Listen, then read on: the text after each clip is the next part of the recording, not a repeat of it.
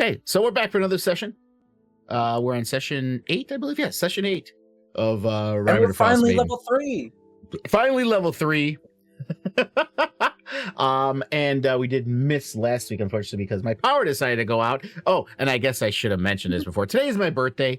This has been that's like right. Happy birthday. Let's Thank go. you. Thank you.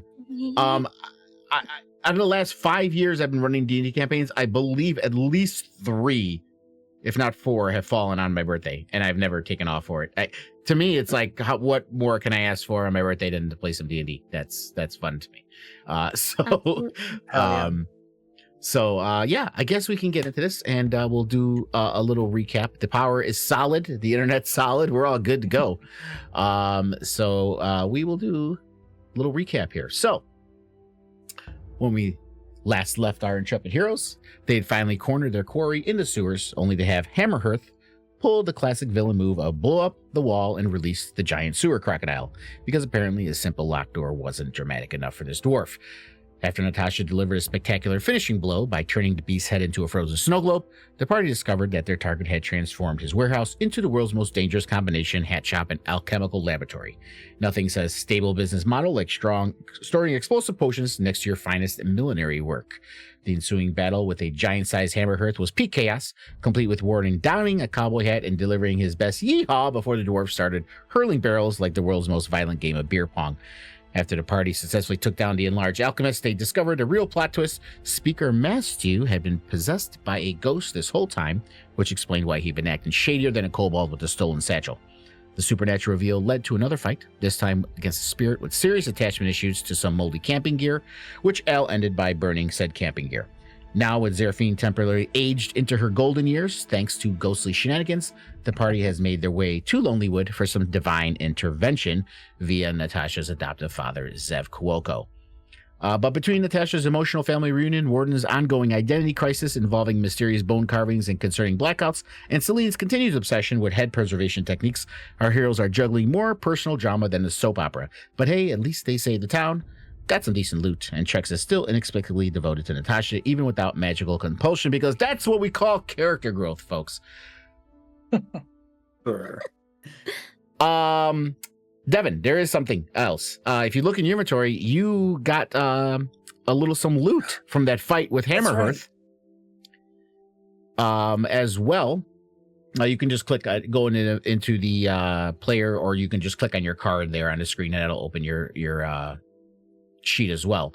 But you got that one. Let me get rid of that. Doesn't belong in your inventory. But you got his hat, which, where is it? It is, Hold Hammerhearth's hat is in your inventory. That is the wrong card. That is your old one. I gotta change the link for that. So yeah, don't use the card. Sorry. Go to the menu and pull up your character from there. So in there, you should have Hold Hammerhearth's hat. And you can equip that, and you're going to have to attune to it. And that hat does give you +2 and advantage on charisma deception checks. So nice. You got some nice little gear from that as well. And I think that is about it. So we will move you guys over to Lonelywood, where we left off, with Warden and the rest of the bunch talking to Eriski at the Happy Scrimshander, and Natasha was still with her father in her father's house. We will pick up wrong one. We will pick up with we'll finish off what was going on with Eriski in here, as you guys were talking to her, and you guys were talking about the tribe of the elk and other things like that. And she does mention, if you want to know more, you would have to find the tribe of the elk. Not an easy challenge. Their camps are never still. They drift with the herds, reindeer and kin, always chasing the lifeblood of the tundra. You'll never find them marked on a map. By the time you set quill to parchment, they're gone, and the snow already covering their tracks. She kind of tilts the scrimshaw piece towards the lamplight, her eyes reflecting a touch of reverence. The elk have a storied past. Once they followed the mighty Wolfgar, hero of legend, who stood beside the drow Drizzt Do'Urden and the dwarf king Brunner Battlehammer. His name still echoes in their fireside tales. Now they are led by Yarand Elkhart, a hard man, wise in his old ways. He has little concern for 10 towns or its squabbles, yet he holds to peace.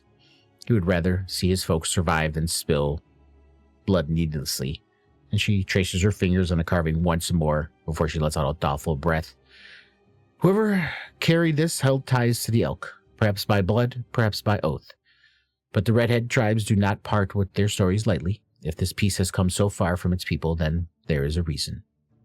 And all that information, Warden, if you need to look at it again, is in the handouts under your notes for that one. I have it.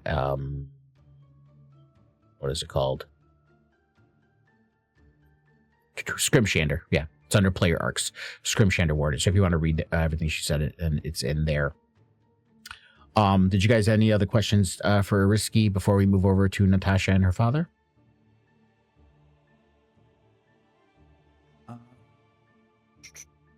Just reading through the notes again. I don't think so. I think I'm good. Warden, you have quite the interesting history, it seems like. This is the next day, right? No, there's still, we're picking up right where we left off. You were talking to her. She'd give you all the information, so we're still at that same moment. So Warden has is just mindlessly walking off, kind of just nods and just heads back to the inn.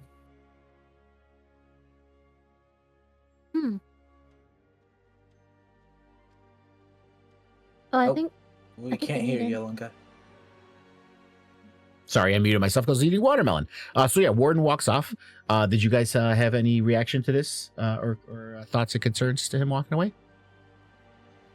I mean, Sophine is always just like... I think he may need a moment to process.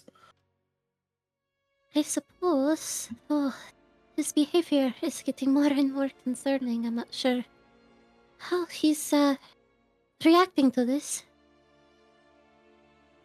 It seems like something might come to a head soon with that, and I'm not looking forward to it. No, but he's, always been there for us so far.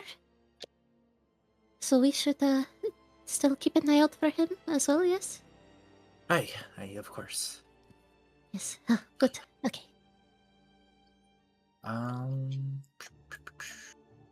Yeah. Okay, so let's turn our attention over to Natasha, who's in her old home with her father. Trex is still obviously shadowing her all along the ways.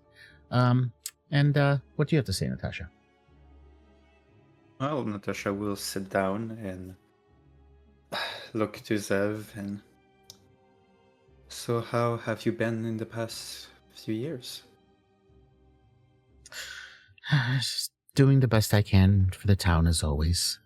Being the only cleric for Miles, I do what I can to help here. You see his eyes kind of drift off, looking out the window. Well, that is good to hear. Without you, this town will not do so well, that's for sure. There's more problems than just what the town faces, Natasha. There's much happening in the world right now that's disturbing. Yes, my research is about to deal with one of those problems, the unending cold that has started happening here. I'm making progress on it. Well, trying to find a solution to it. Sooner than later, hopefully. His gaze turns back to you. You see some deep concern in his eyes, and he reaches out and puts your hand in his. You've seen it for yourself, Natasha. The way the snow never melts. The way the sun hides like it owes the sky a debt it can't pay. This isn't just a long winter. something deeper, older. Folk talk about the cold like it's just another storm to weather, but they don't see how it changes people, turns the heart inward, makes you care less for your neighbor, more wood stacked by your hearth. It's not just frost in the bones, it's a stillness, a forgetting, like the world is holding its breath, waiting for something dreadful to arrive. You've already mentioned the name, Oral. Some call her a Frost Maiden, some call her Queen of Air and Darkness.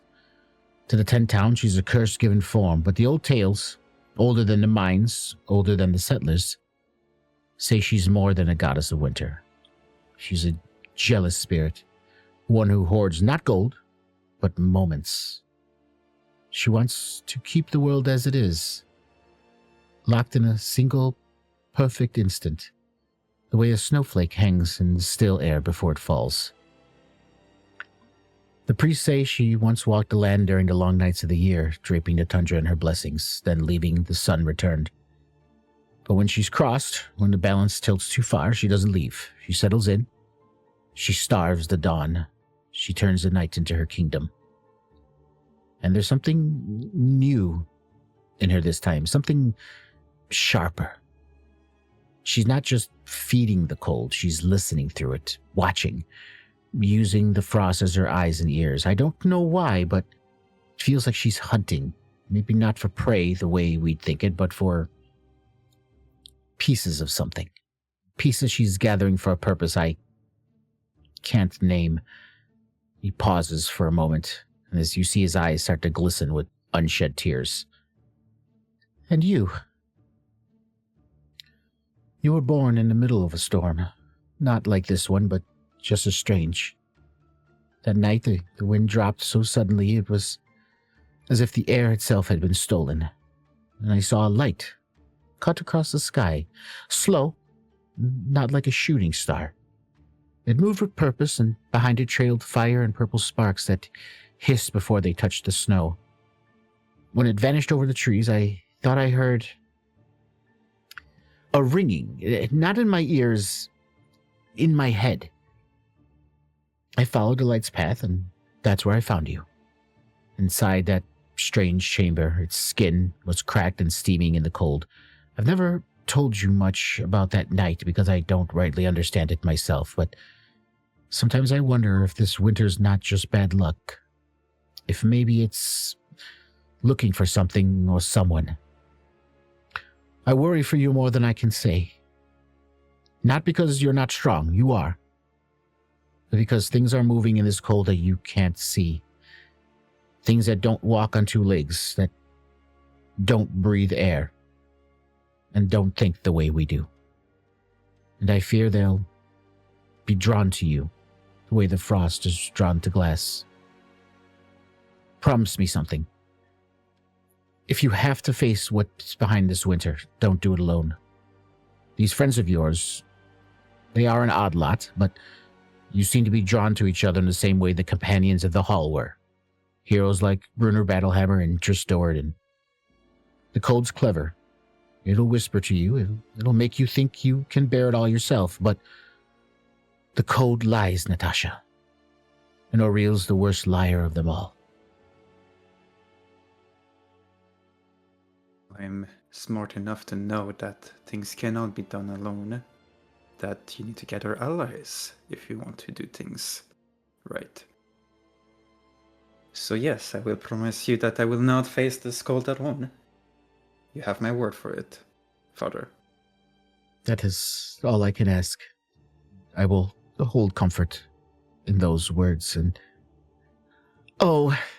I'm sorry to bother you with this, Natasha, but while you're here, it's all right to talk about these things. Perhaps you can visit Nimsy, the town speaker, across the street. You know, she has her hands full with all those children of hers, and there's been talk of a white moose terrorizing loggers. Nimsy has herself in it. Yes, a very large white moose, apparently, terrorizing the loggers out in the forest, and Nimsy has herself in a tizzy about this creature. And as you know, we rely on logging here, so the impact it's having on the logging trade could be quite distressing. And she does have room and bedding in her attic for friendly travelers. I'm sure she will provide you lodging, which will give you and your friends much more room than squeezing in here. But if you want, I will still set up a bed for you if you want to stay here, of course. I wouldn't mind staying here. It would be like old times. I would love that. Me as well. And then she turns slowly towards Trex. His eyes are very wide. Trex don't need bed. Trex can sleep in corner by hearth. No, that won't do. You need a bed as well, obviously. Trex fine. Trex fine. You see him, he takes off his cloak, and he runs over to the corner here, and you see him bundle it up, and he's patting it, and he's like pushing it, and then you see him like lay down in it. See, Trex good.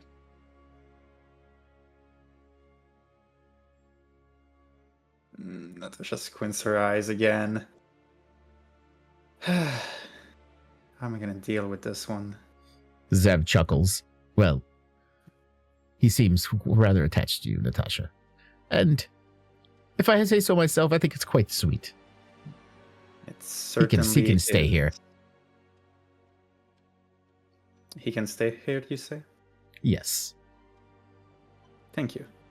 Well, I will go do as you say and check on the speaker and check on my friends as well. See that they do have lodging for the night, and then I will return here. Okay. And Nimsey's house is the one right across the street here. That's the speaker's house. So she is there. Noted. I'll see you in a bit. Trex, you. Oh no, he's coming. I just gotta reattach him to you. Just immediately. Yes.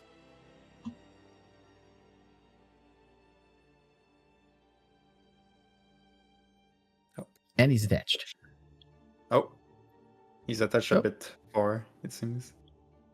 Okay. Well, we will correct that. So the rest of you, are you coming out of Iriski's? I think so. Yeah. There we go. Unless anyone has objections, I'm gonna say yes. Okay. No, it's cozy in here. As you guys are walking out, you see there's quite a few people kind of walking to and fro across the town, and you see a cloaked gentleman kind of run past, and he bumps into you, Amaranth, as he runs past, and then continues on at a quick pace off and kind of disappears in the distance. This is rude. I Can suggest you check your belongings. Yeah, Hmm? I'd better then. That was rude. And They're probably in a rush to go somewhere. You're very drunk or something.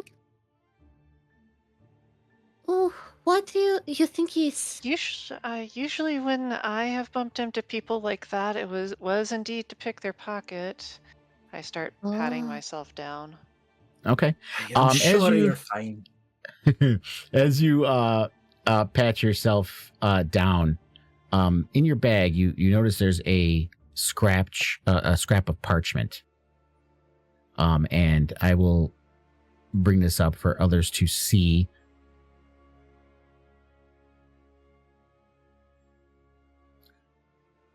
And as you look at it, you recognize the symbol immediately.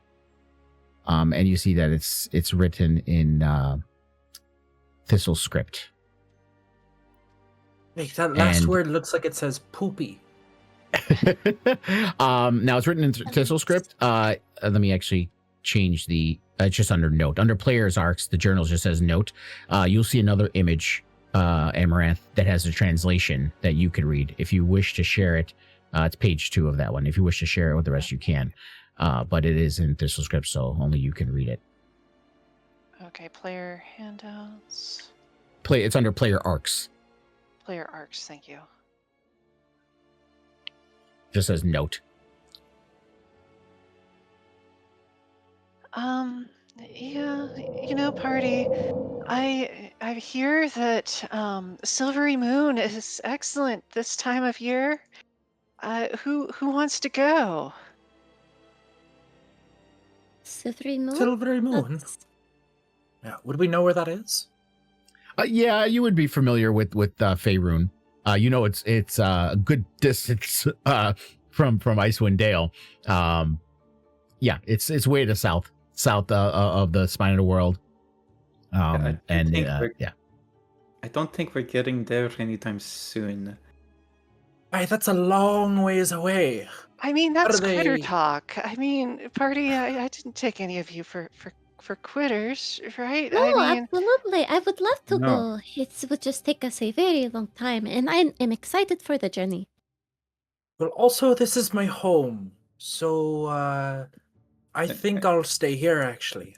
And we have a lot of jobs that we've taken here. And there's yeah. people I'm looking for. Oh, you wanted to go right now? You can just see that Amaranth is like so white that she's blending in with the snow right now. I mean, usually Amaranth is a decent liar, but right now she is just so shaken up that she is not even capable of trying to hide it, in spite of her talk about Silvery Moon. She just Oh, well, the thing is, I know that it's not the most convenient time to go, and that we have things and obligations, but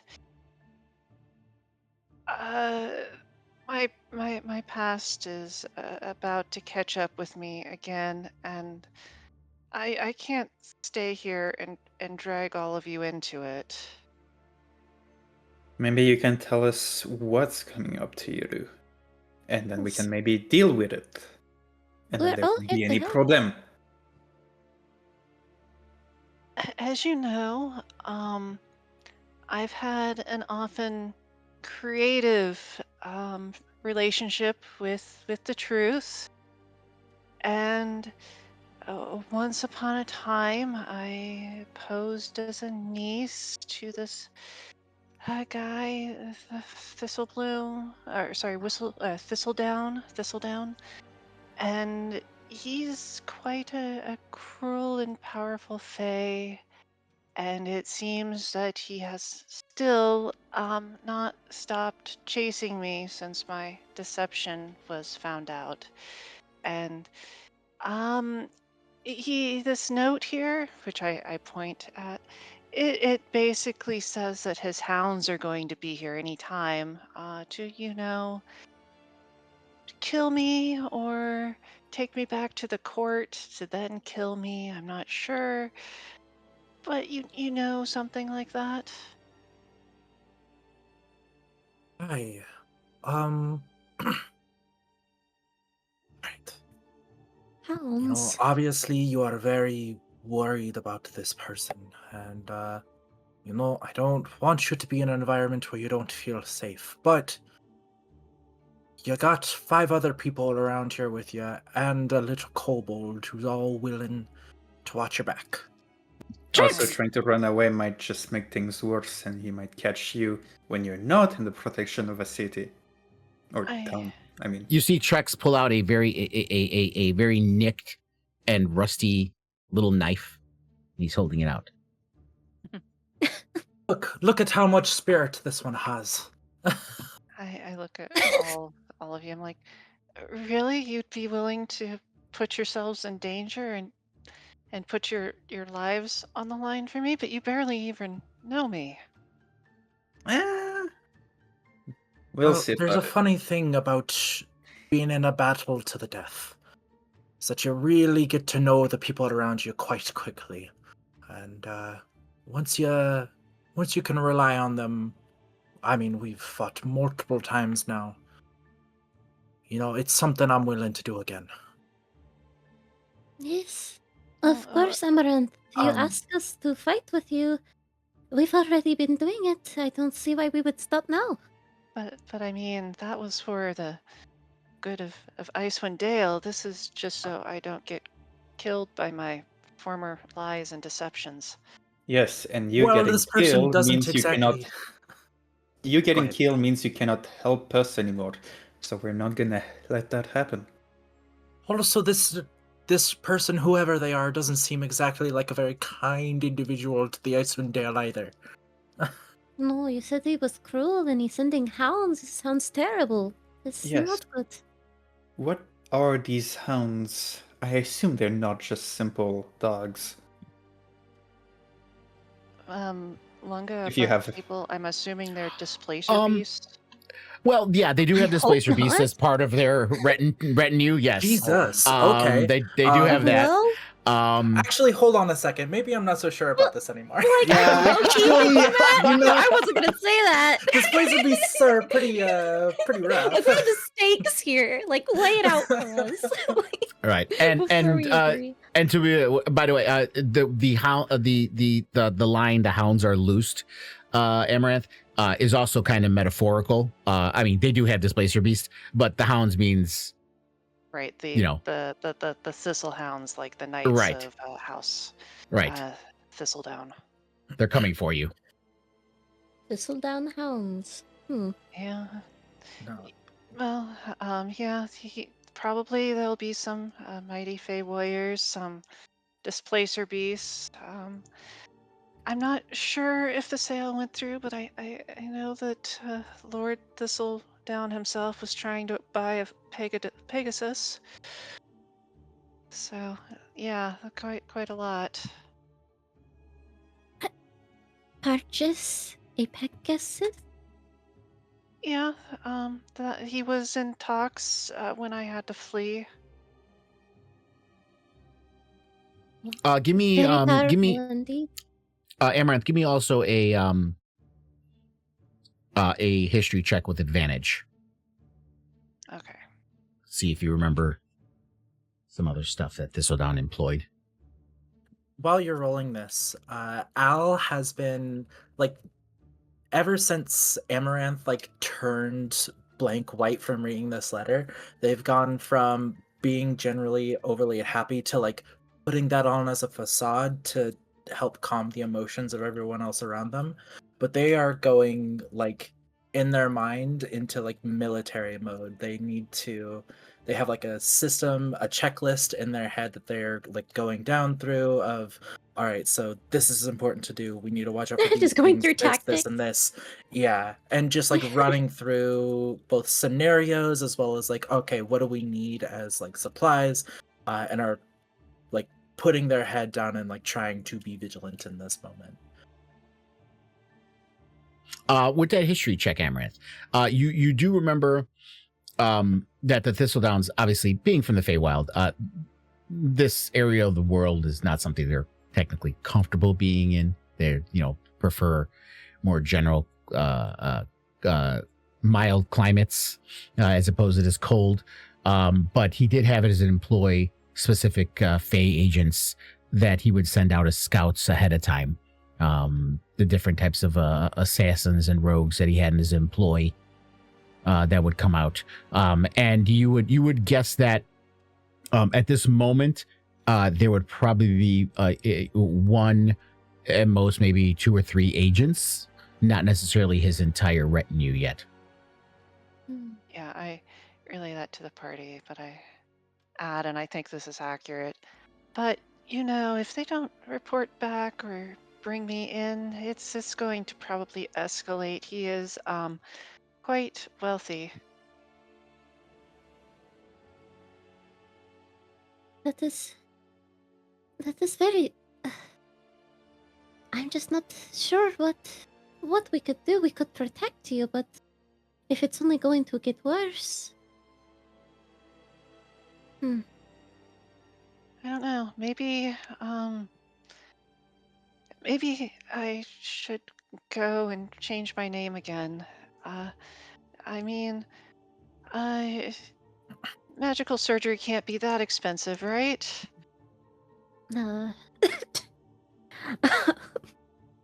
It is very expensive, let me tell you. Like, very, very expensive. Did you have a surgeon that helped you out? Well, not personally, but you're not the only one who's ran from their past in their life. Yeah. I feel like I've mostly come to terms with mine, but yours is much more recent. Listen, the reason that But maybe he's so is mad there at me, anything? Mhm. he's mad at me because it's personal to him. Uh So what does I he didn't want? just Is there anything you could give to him that could sway I his rage? I'm not sure. I'll tell you what happened, all of it, and you can tell me if you have any ideas with how to appease his anger. Of course. Oh dear. So Hey. while I was, Real I quick, was, we should yes, probably head inside. yes, Oh, yes, yes. We let's had go. a Yes. Yes, I was about to invite I you all wasn't, to go and come see the speaker. yeah, I wasn't really Speaker. feeling the cold, but we should probably go inside. Are you just walking in, Amaranth? Are you gonna knock? Yeah, like, yeah. I'm kind of waiting for everyone else. Okay. Al, I- being very suspicious, is going to just like take a quick moment and walk around the building just to see if they can catch eyes of whoever this asshole was. Maybe they're around the corner somewhere. Well met. Well met. Well met. He waves at everyone through the window. Okay, well, shall we go in then? Yes, I I think think that is a Al's- signal. Yes, I I suppose. think Okay. So, yeah. So as you open the door, you kind of see this woman turn around. Oh. Well. Hello. Welcome. Come on in. And she kind of looks around the corner. Oh, Natasha, it's you. Yes, please. Come in. How can I help you? And sees a Hello, quite Miss comfortable. Adol. Oops. Hello, Natasha. You see, it seems to be a quite comfortable home. You see two children down here on the first floor. You do see there's kind of a loft area with beds, with a couple other children up there. And she invites you in to come have a seat. Nice fire is going in the hearth. It looks like they had just finished having dinner and it just cleaning up. And Nimsy looks like she was baking as the apron is on and there's flour. She's wiping her hands off, waving everyone in. Oh, please come in. Oh, you have some friends. Yes, please. And she sees the kobold. Is this one of your friends? The kobold? Practically harmless. It's all right. Oh, okay. Children, go upstairs, children. And the kids run upstairs. Oh no. Yes, please come on in. Well met. Well met. She worries about the kobold, but doesn't question the fucking hulk of metal there. Well, yeah. So as you're coming in, you kind of see she does pull out a tray of some freshly baked halfling-shaped cookies. Oh yeah, I didn't mention about it. She's a halfling, and their kids. So she's small, and the kids are even smaller as they're running around. And you can see her house was clearly built for humans, but most of the furniture is sized for halflings. A few big chairs for visitors of taller stock. And the children are up there, and it's kind of scampering now up in the loft. You see a few of them kind of playing each other with wooden swords in there. And she's like, "Well, what can I do for you?" Right. Well, it's been a few years, and I've decided to come back here with a few friends. We're currently adventuring a bit, and well, my friends are looking for a place to stay for the night. Oh, well, you are definitely more than welcome, Natasha. If they're your friends, any friends of yours is a friend of mine, of course. And she, you see her place some of those halfling shaped cookies in your hand. You are welcome to stay. The attic, there's beds made up in the attic. You guys are welcome to stay up there if you need to stay, as long as you need. Thank you for your generosity. I give the cookies to Trex. No, no, no. And now it gobbles them up. Good cookies.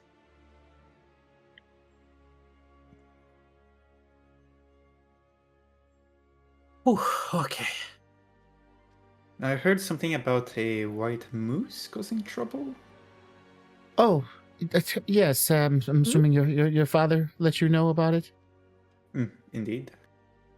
Yes. Unfortunately, our loggers are being terrorized by this white moose, and The beast has eluded the hunters we've sent to kill it, and we depend on the forest, as you know, for our survival. And it wouldn't be a very good town speaker if I let a dumb moose get the better of us.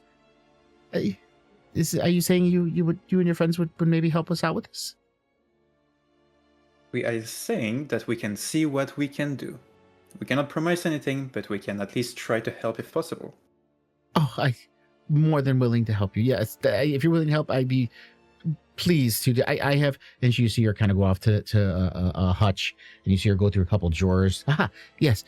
We did. The loggers did chip in, and we did manage to collect a bounty of 100 gold pieces for the moose's head. That would be yours, of course, if you were able to do this. And you could even probably even sell the moose's carcass to the local butcher for some gold as well. They might like that. If you have any information about the moose, do let my friend here, and she points to Al, my friend Al here, know. He's, I think, the tracker of my little team. Ah, Oh, yes, hello. Oh, another halfling. It's so wonderful to see you. Hello. Your name? Hi, it's My name is wonderful to Mimsy. see you too. Oh, the name's Al. Oh, Al, pleasure. It's a pleasure. There's quite a few of us small folk up here in the 10 towns. It's good to see. I haven't seen many in a few days now. It's good to be around kind company. Well, you're in the right town for that. We have quite a good population here in Lonelywood, obviously, since I'm the speaker.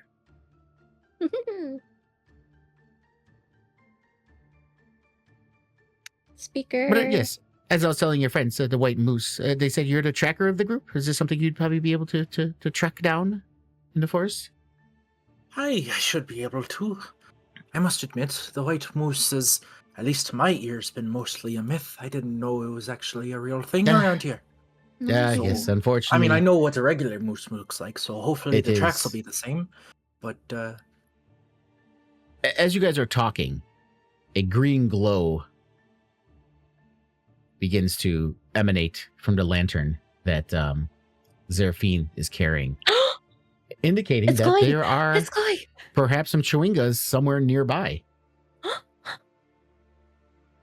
I immediately start just looking. I look at it and I'm just like, Al. I pulled it up. Warden, Al, I am. Did I tell you what this is? I don't think I told anyone what this is. yeah, Al is immediately startled. Like, oh, my goodness. It's my lantern of finding Chewingas. friends. I'm looking for chewingas. Yes. And I look Oh, at that's the right. speaker. You have chewingas in your home. You have them here. Where Oh, are no, definitely not here. But that lantern start, like, swinging. is pretty bright. I'm like swinging it around, like not even like. I'm just looking around. Do I see anything? Not yet. Hey, don't point that in someone's eyes. Oh, To remind you how it works, it'll glow brighter as you get closer to them. So I mean, the light is filling the whole house because you're in a house. But it seems to be glowing pretty bright because you're in the house. But it doesn't seem to be a super bright glow. So if it starts glowing, that means you're within 300 to 500 feet of one. So perhaps it could be just in a forest not too far away or something. But as you walk, if you're getting closer, it'll start to glow brighter. Okay. They're here. I know that for sure. Zerfin will notice there was no response from Warden. Warden is sitting over by the fire, motionless and like slumped, inactive. Warden, look. There's no glowing from his eyes. Normally there would be does it need to blue be turned back on or again? red. The key, Amaranth, or Yes, yes. Amarath had been like deeply lost in thought until you pulled her attention back. I'll help. And she starts winding Warden. All right. Didn't ask for a check. So Warden, do you need a wind, or is this an extra winding that's going on here?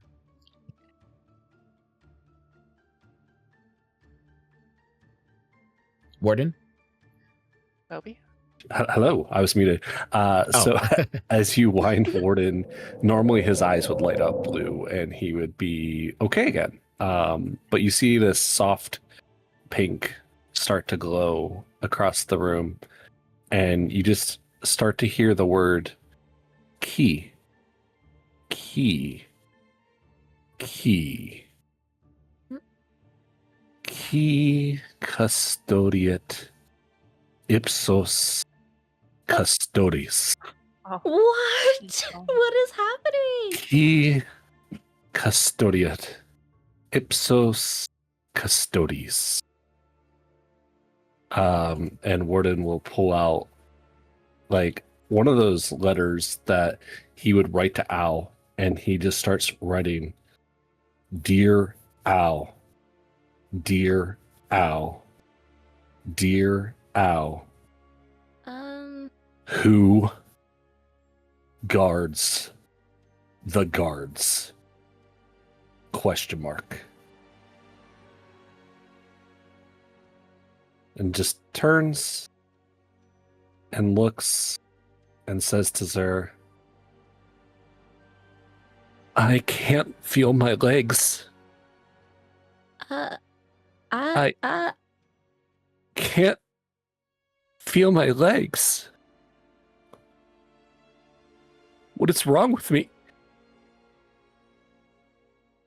Where That's a am good I?" question. Yeah, Zerfine just drops the lantern as it's happening and just kind of goes to reach out for Warden, just kind of holding on to the metal and just kind of going, where did can you are you there? What's happening? Your legs, they look fine. You're here, you're okay? His eyes flicker from pink back to blue. "Hi, Warden. I am Warden. Nice to meet you." Nimsy runs up and she's like got her tray of cookies. "Maybe you need some cookies. Some cookies. Of course. Here. She starts shoving cookies onto Al's lap or Warden's lap. "I do not eat, but I will consume these anyways." And Warden will proceed to crumble these into his mouth. His mechanical painted mouth, and you just hear a soft grumbling. I'm sure that it creates crumbs, which are just immediately eaten by Trex. Yes, Trex would definitely be licking them off the floor.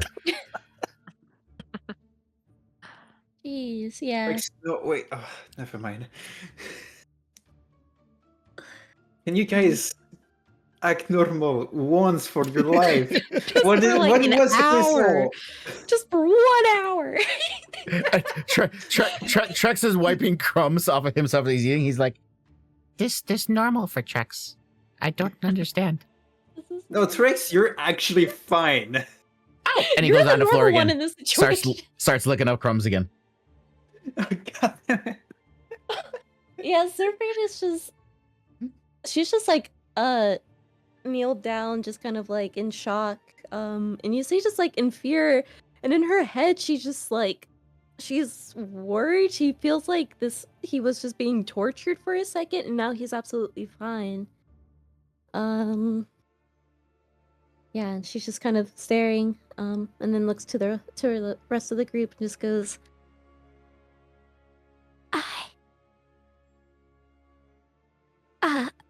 and then she turns towards Amaranth again. Zer, the lantern is glowing. Shakes out of it a little bit, turns back towards Warden. Yes, and picks it up. The lamp, it's glowing. It's You found the chalupas. No, no, not yet. The Chewingas. Yes, Chupa Chupa. Nearby, perhaps in the woods, or just nearby. But yes. Here, and I hand it to him.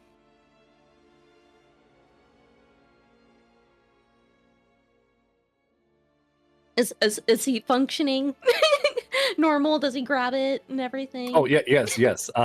There's a like mild Your delay as legs he look just okay? stares at you, blinks, and then Oh, like jeez. waits a minute, and then reaches That's out what and I'm grabs saying. it.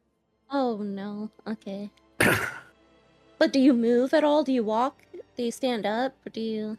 Oh yeah. It just takes like a really long time of him staring at you, and it seems like there's this very long delay of processing, of like go get it, and before he does, and when he finally does get it, he turns and just looks at you again, and he's just waiting, looking at you, waiting. During this, by the way, Al is gonna swipe the letter that you wrote to him.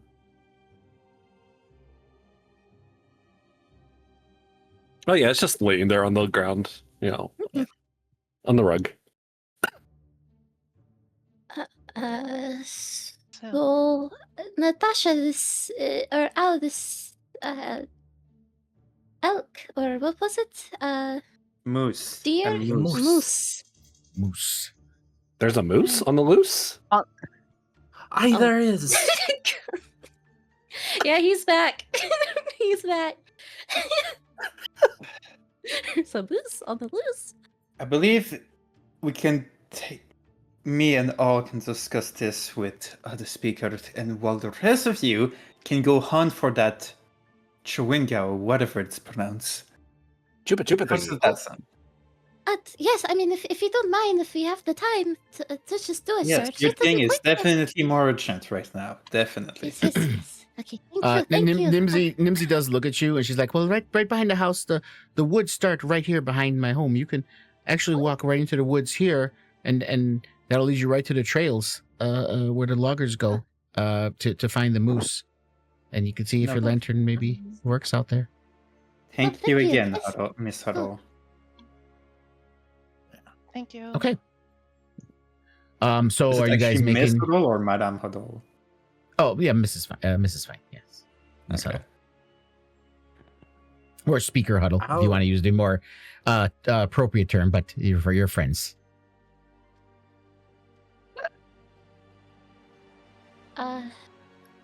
Warden, it's time to go. Oh, Okay, so are you guys headed to the forest? Yeah. Okay. mhm. Yeah, Al looks uneasy about it, but will follow the glow of the lantern. Yeah.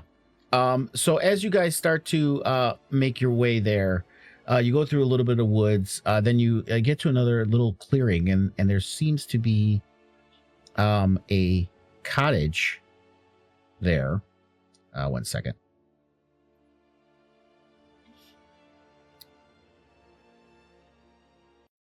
And let's activate that one.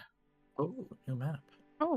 And you Ooh. arrive, yeah, and you see there's a cottage, and your light is glowing much brighter, Mhm. Zeraphine. And as you guys, you see this woman run out of the cottage. And she's stamping and stammering. And she's like, oh my, there's just insanity happening here. There's plates flying everywhere. And I don't know what is going on. Is it the Chewingas? I think it's the Chewingas. It's the Chewingas. Chewingas? I have no idea what a Chewinga yes. is. My name I is believe it. Elva. All I know is just watch out, because there's curses in the wind. That's all I know. Curses in the wind? My windows are being opened. Sure, heading horrible chills through my house, knocking over cups and plates. Some of my cutlery's even gone missing. I don't know what is happening. I would like you Does to that please sound like- calm down. We'll go inside and try see if we can deal with it. Xerphine, if you can lead the ahead with your lantern. Yes, of course. Pardon us. Sorry, I have to check your house Yeah. for Chewingas. The house, normally tidy house, does seem to be in disarray. You do see that this window here is opened, and there's a strong wind coming in from it, blowing the curtains around.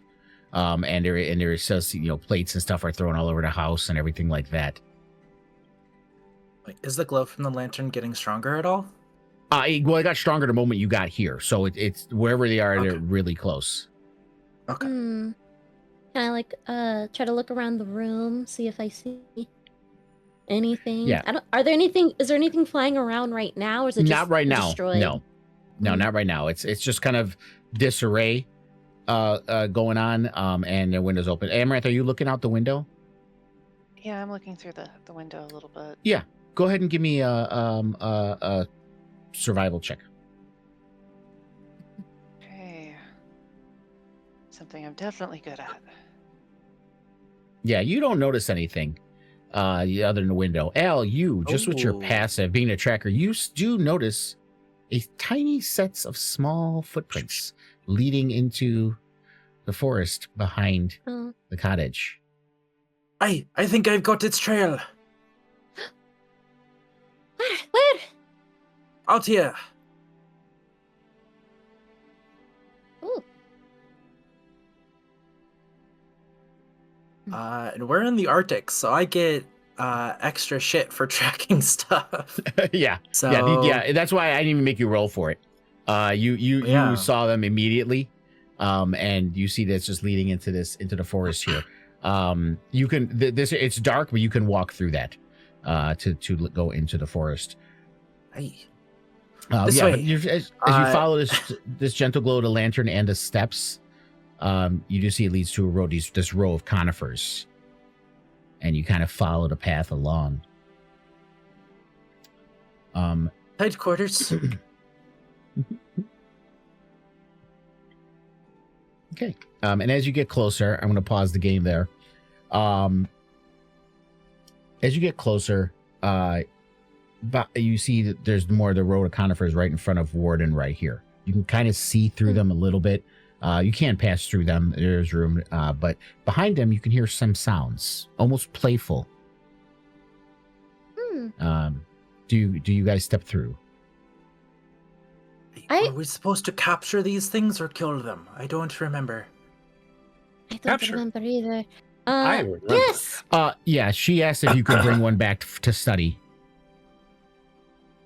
So And how are we perhaps- gonna do that? I don't know what they are. However, if it's like some kind of creature or something, like I used to like try to catch rabbits and stuff, maybe we try to sneak on it, try not to scare it, try to set up some kind of trap, maybe. I do have a hunting trap, but that could enter it. I don't know. Well, at least let's see what we're working with. Celine, are you going with them? You're still in the house. Yes. Okay. And that area in front of you, Warren, you guys can walk through that. Okay. I'll try to be stealthy about it. Well, I'll here. try to be. Mhm. Mixed stealth. Okay. So as you walk through, the snow-laden trees part into a small, sheltered clearing nestled behind the cottage. The hush of the forest kind of deepens here. No wind, no bird song, just a soft crunch of frost beneath your boots. And a strange, whimsical sight greets you. 3 tiny figures, barely the size of pine cones themselves, dance and dart atop the fresh snow. Each wears a curious mask of ivory white, their movements impossibly light, almost like leaves in the wind. Chewingus. And let me put up, I know you can hover, but I want to put the image up for this. Boop, boop, boop, boop. There we go. Oh, little guy. Cute. Yeah. Little guy. At the center of their plate lies a ceramic dinner plate, placed carefully on the snow, ringed with twigs, pine cones, and curled bark arranged like a feast.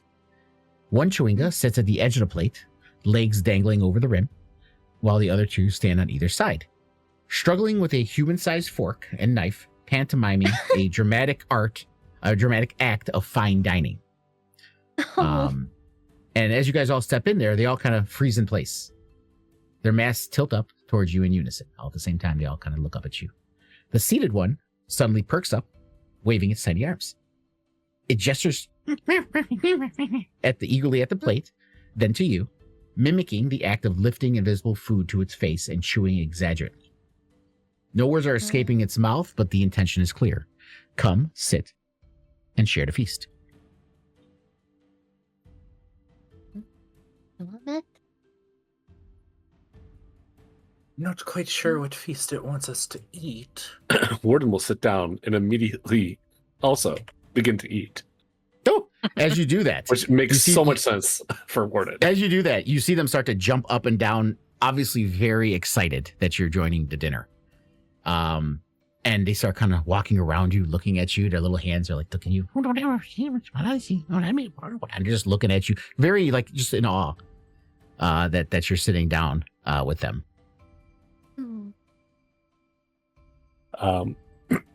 Warden will try to mimic the sounds that they're making, possibly coming out very pigeony. And just be like, Okay, yeah, this one here kind of looks at you. You see his head kind of bob back and forth, and it jumps up on your lap. Oh. Warden slowly rotates his head to look at Zer and says, I have acquired one of the chalupas. Chalupa. Chewinga. Chewinga. They seem very friendly, perhaps. We still need to capture it. May just come along Come, with sit, us. eat. They want our company. Sure. I'll have a bite of... There's just nothing over here. It's just the Again, plates and the cutlery. It's a plate Do and what I pine do. cones and the twigs. Like, they're not really eating these things. It's a pantomime of like you do with kids. Like Pretend you're me. Oh, like eating. I'll like pick up a twig Yeah. and just kind of like And they're all jumping around excitedly. And this goes on for a few minutes. And then they're all very happy. And the two over here kind of look at you and they kind of jumping around Zeraphine and the rest of you. And they're very happy. They make a few excited sounds. And then the two of them start to take off. And you see them kind of disappear into the trees.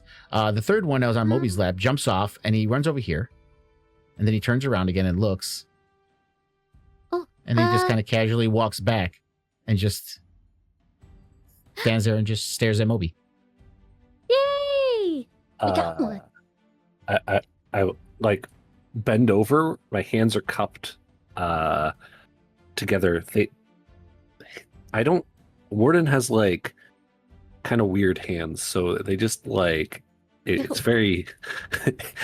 I don't know how to explain it, but it's Don't do just it. like not hands, but it's just like it's two Not metal pieces hands. forming a cup. Like Lego hands. Yeah, like they're Yeah. kind of like Lego hands. Yeah, you're Yeah, just trying to it, like hold open a cup. Yeah, it jumps up into your hands. Oh, And Oh, then it kind I of get climbs up your arm and sits on your shoulder. I have succeeded. I have acquired one. Yes. I guess. Warden turns to the chewing and is like, I have a special compartment you could sit in for your safety and comfort. And he opens his compartment. Whee! And it jumps in. I mean the Warden compartment closes that you it. cooked things in? Hey, I never said I would cook him. It doesn't have to be a good post. You have a little companion now that I'm also attaching to you as well.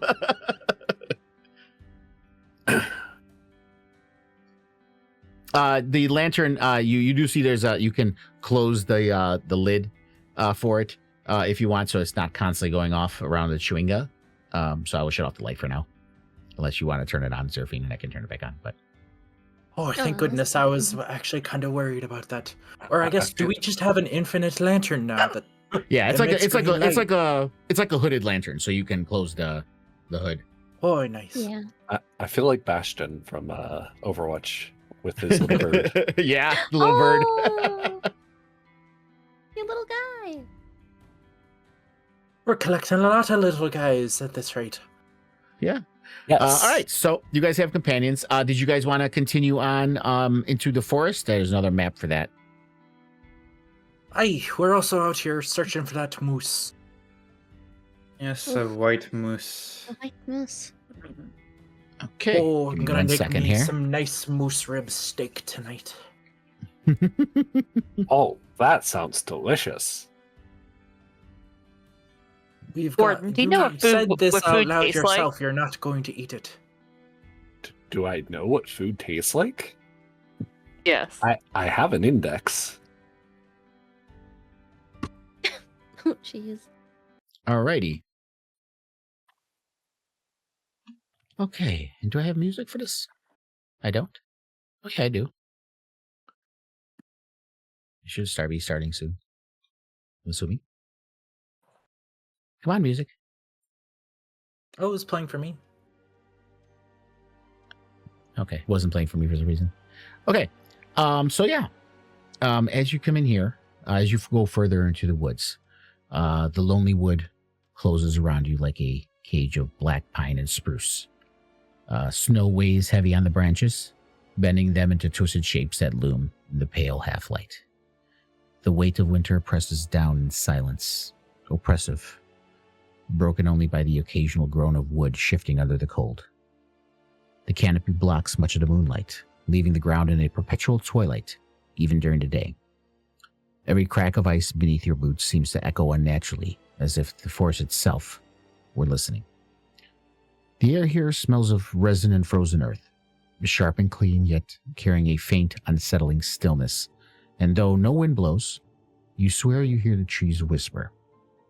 Every step forward feels as though you are trespassing in a place that does not want you here. Narrow game trails twist through the undergrowth, marked by tracks of hares and foxes darting across the snow. And in the deeper shadows, you notice larger prints, wolves, perhaps even bears. They remind you the forest is no stranger to predators. Somewhere in this frozen maze, a monstrous moose roams, and perhaps it is already watching you. So I'm assuming, since you guys already trusted Al to be the tracker in this situation, Al, if you'd like, you can go ahead and give me your survival with advantage. Nice. To see if you find what I get any from tracks. What I get from the Arctic tracker isn't advantage. It's I get to add my proficiency bonus a second time.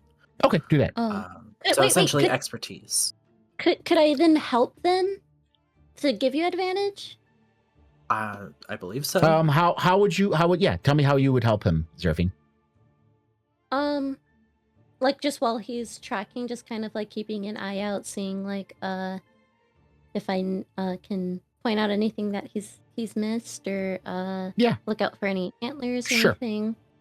That works for me. Okay, so go ahead and do your roll. Advantage. I get +7 to this. That is a nasty dirty 20. Ooh, a dirty Beautiful. 20. You love it, love it, love it. Okay, so you do spot fresh tracks in the snow. Aye, this way. Yeah. Oh, it You see turns them? out this forest path is Yes. very linear. Yes. Yeah, it I saw is faint kind of- outlines of tracks, like here and here, like on my Yeah. map. So You still see them, right? Yeah. It seems like it turned on for me, because I did have the tracks here to where you can see them, and no, they're not on. Hold on a They're second. not Let on for try- me Let me anymore. try this again. There you go. there they are. Aye, they're this Okay. way. What is the lighting like here? Like I said, it's very dim. I did it to where you guys don't need to use. Oh yeah, I'll attach tracks to you in a second, Natasha. I didn't do it to where you guys had to use, your dark vision or lighting or anything. There's enough dim light coming through to where you guys can see okay, but it is low light. Okay.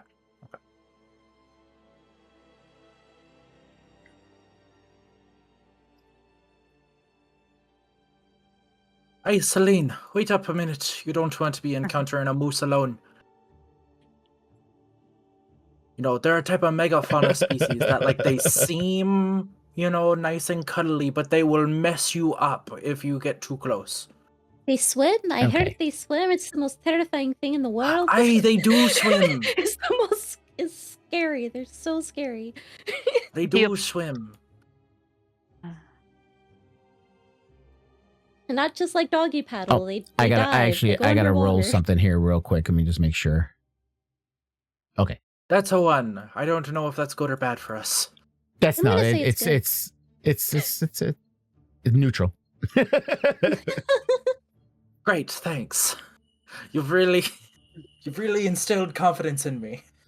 So you do see the tracks kind of lead to this clearing right here that you guys can follow to. And once you get to that clearing there, Al, you need to do another survival check. And let me attach tracks to Natasha here. At this point, it might be just easier wait to and- just let me control his token. Yeah, I could do that if you want to. Yeah, If you wanna- like that, you don't yeah. have to attach it every time. Sure. I'll do that. Just waiting for the rest of the party to catch up. Can travel in as a group. Instead of like I'll give Al some guidance, but this time I kind of want to spend the time looking around.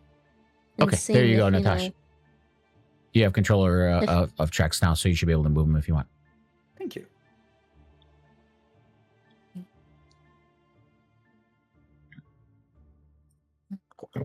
Give you guidance. Oh. Oh, second. But could I make like a perception check to just kind of like keep an eye out while we're traveling? Yeah. I didn't take nothing. Oh, did you have me selected? Yeah, I think you moved too quick. Sorry.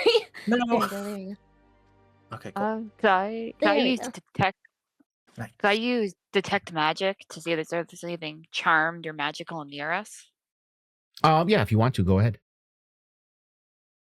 And can I do that as a ritual? Yeah, it takes 10 minutes. So you the walk, I mean, the grid it shows like it's a short path, but you guys have been walking for a little bit. So I can say you were well, actually, ritual you got to be still, I believe. If correct me if I'm wrong. I believe with ritual casting you have to be still. Yeah, so you'll have to like Okay, ask everyone to pause, and you could sit down for 10 minutes. And if you want to, once you get this clearing, if you want to do the ritual casting, you can. No, I'll just cast it as a regular spell then. Okay. Didn't want to waste the guidance timer, so I ran ahead and did the check.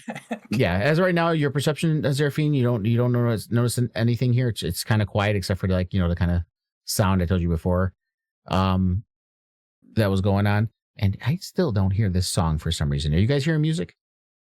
Yeah. No. I'm not hearing music right now. Let me see. Yeah, one I don't know second. why I am not hearing this song for some reason. It should be working, but it's not. Let me stop it and play it I can again. try It's driving me nuts. refreshing. There we go. Now it's Yeah. working. Oh, it's working It's now. called Yeah. Circle. It's currently playing. Yeah. Okay. Yeah, so your perception check, you don't notice anything untoward right now. And Celine, you don't notice any magic Ooh. within the 30 feet of you that says there's nothing magical going on here right now. And Al, with your survival check, yes, you definitely pick up the trail of the moose tracks again. And give me 1 second here. Let me roll something. Okay. Another one. Yeah, another one. What does it mean? What What do the else? numbers mean? As far as I'm concerned, it's good. It's not bad yet, so it's good. The numbers, Mason. What do they mean?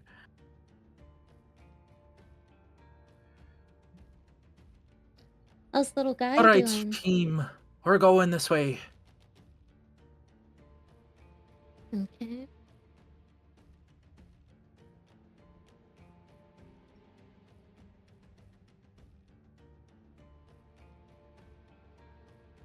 Oh.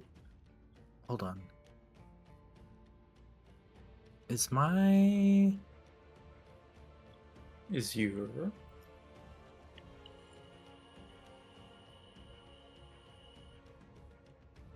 Is your what? Hold on. I need to look at the active effects that are on me. Oh, no, that's the look for guidance. Okay.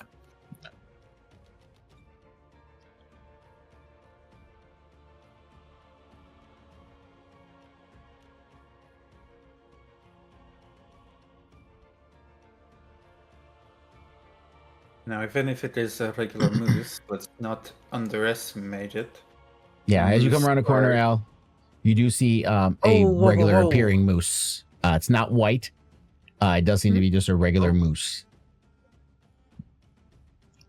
Okay. Everyone stand back a bit. We've got... Well, it doesn't seem like a white moose, but it's a regular old moose. But that doesn't mean I won't knock the hell out of you. Still a threat. Still a threat. These things are very territorial. Understood. It is kind of staring at you, Al. Just staring at you. Okay. Al is gonna go into a section of the forest here that's like even thicker, where hopefully like no light goes through. Okay. And everyone who had eyes on Al are now gonna see him disappear into the brush, even with dark vision.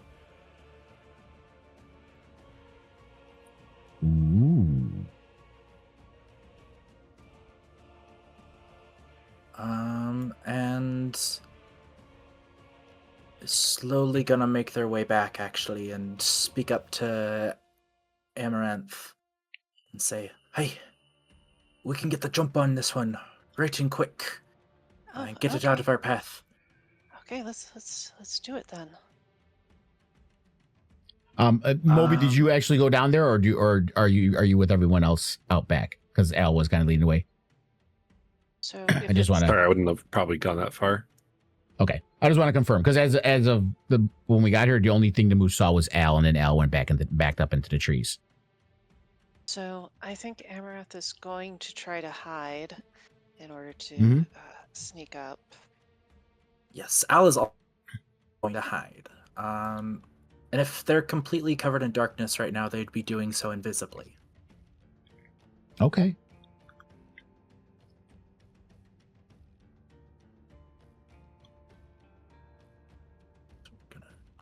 Just gonna make a stealth check. Good thing it was with advantage. Okay. Stealth. Yeah.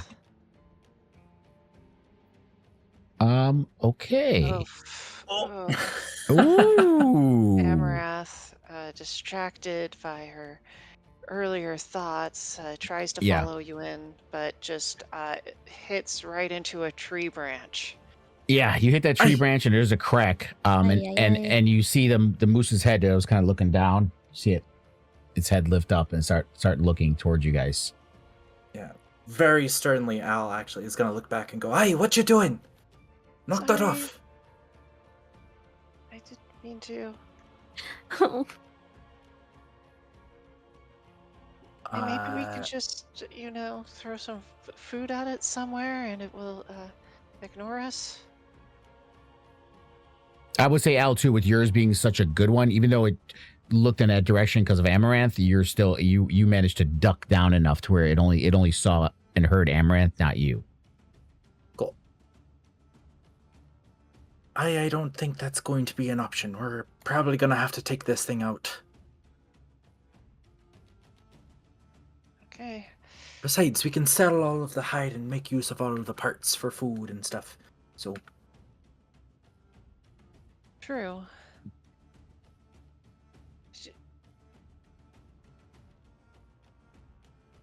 I guess, is everyone ready to start combat with a moose?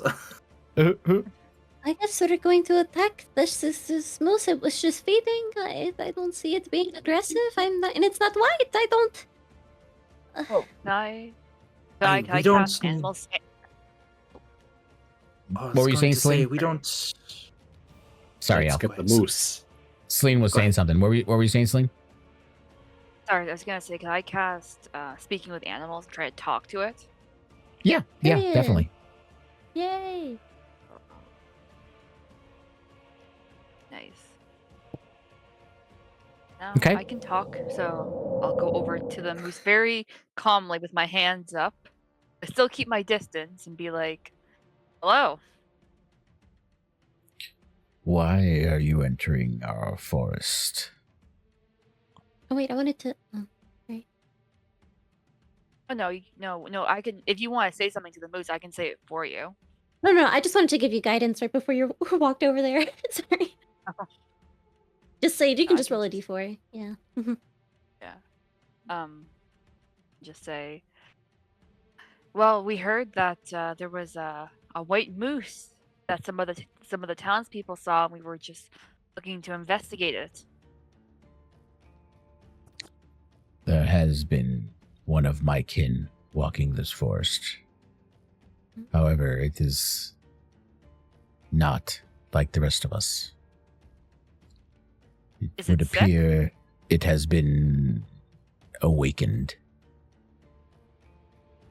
Awakened? What do you mean? And you see it kind of struggling in its limited vocabulary of how to explain it.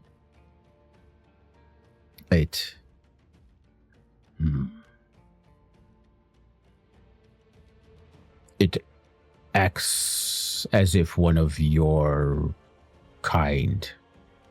And it says that kind of like with a question mark kind of at the end, because it's still struggling how to put in its limited vocabulary of how to explain it. Nobody. Can I say okay? Well, we can try to help him or them. There is no help for him unless you remove the evil that has awakened it.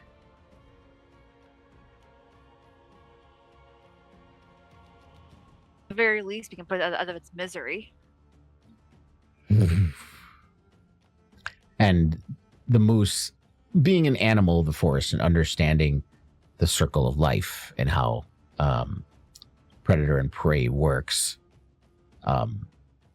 does kind of have a issue with this because the moose is just living its life, and it putting it out of its misery is not something that a forest creature would understand.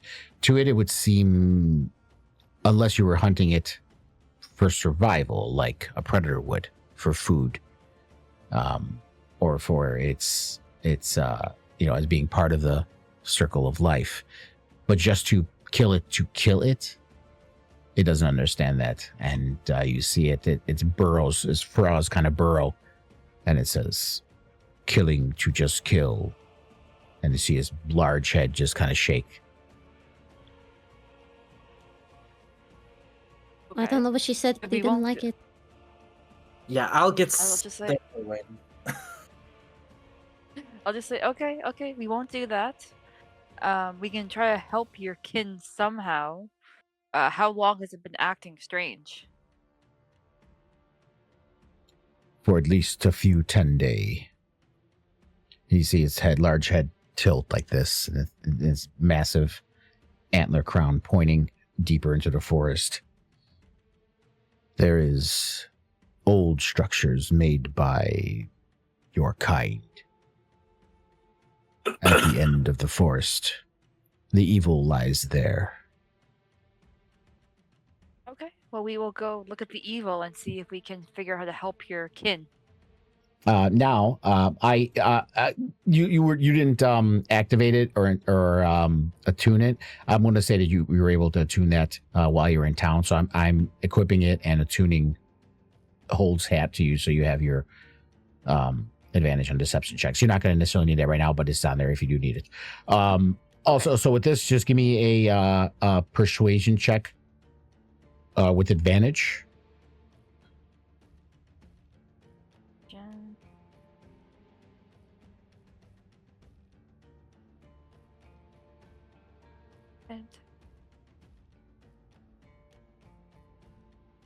Okay, so you see him kind of snort. This is allowed. Remove the evil, and you are granted passage. Do not harm the denizens of the forest. And with that, I'll say, you don't necessarily have to follow tracks, or the tracks kind of light up for you. I would just say that. So you can literally just follow the path all the way around, and it'll lead you directly where you need to go.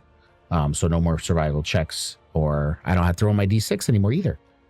So I will actually just move you guys in one swoop to make it easier.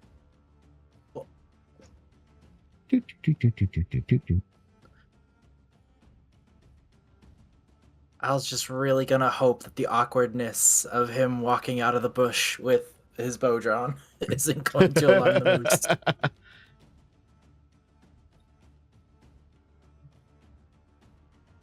Holy! Yeah, it's taking its time. It This took a moose is path a and it's long not. way away.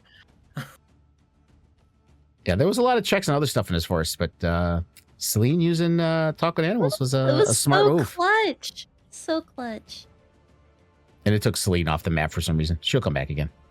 Here we go. I was gonna ask earlier if I could put the hat on the head, but I don't think Yeah. that's possible. Yeah, well, you're wearing it right now. Actually, oh, you mean actually like on the image? Yeah, no. In the No, equipment, no, you are just wearing. like- Yeah. What were you saying? Oh no, never mind. Okay, but it is in your inventory. It is equipped, and attuned, so you have it on. So it'll automatically give you those checks. So if you want to click on that, that tomb, that'll take you to where you need to go next. And let me activate this one. Holy moly! Oh. Who knew that something like this was all the way Okay. out here? Let's let everybody else get here before everyone starts moving. I'm already on the map, but I don't see my token. Yeah, I don't see you here. Hold on a second. Wow. Let me go. Okay, I will just move you. I'll put you guys here.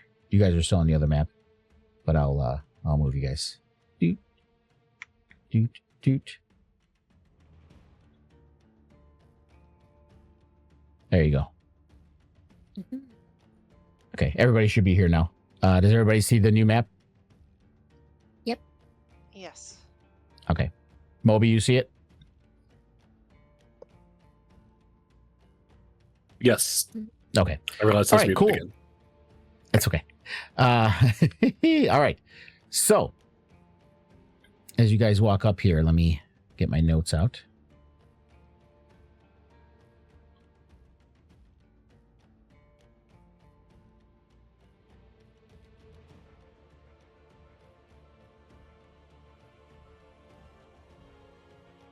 Okay, so the forest kind of slopes down or slopes up, and you see that this large tomb structure seems to be on top of this wooded slope coming out of the forest. And you see some kind of a large circular indentation in a snowy hillside. Rising from the middle of the circle is a triangular gnomon of beautifully carved crystal that stands 20 feet tall. That's right here in the middle. A 10-foot high berm hugging the circle's eastern edge has evergreens growing around the top of it, sheltering what looks like a sarcophagus buried under snow and enclosed by a half circle of pale blue crystal pillars. North of the berm is a delicately carved gazebo made of marble, and south of the berm is a row of outward-facing white marble statues atop granite pillars to the south of this berm up here. And as you guys are first sitting there, I'm assuming did you guys like rush in, or did you come in through quietly? I would have come through quietly. Okay. Same for Amaranth. Yeah, Okay, so as you guys are quietly kinda- sounds about right. Coming through, near the moon dial, up there, the gnomon in the middle, you do see the white moose kind of walk out. And it kind of sniffs the air for a few minutes. And you see it kind of amble back out towards the forest again. Hey, our quarry! Hmm. Um.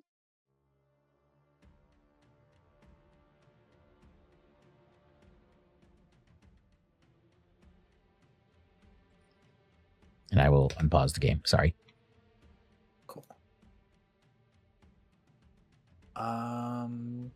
Well, two things really Has- quick. Mhm. Number one, is Amaranth on the board? Yeah. Yeah, She's she's a- Oh, you're over there. underneath Warden. Okay, Yeah. I'm like, I'm counting 5. And then number two, is this when I'll we move want that to out of take the way. our quick 5-minute break since it's been an hour and a half? Yeah. If you guys want to take a bio break now, we can do that. Let's do 10 minutes. Here. Okay, cool. All right. Okay. So you guys see this ancient tombs, appears to be elven architecture. And like I said, you did see there's a gazebo here. And there was a sarcophagus here with some pillars around it. And this crystal gnomon in the middle here as well.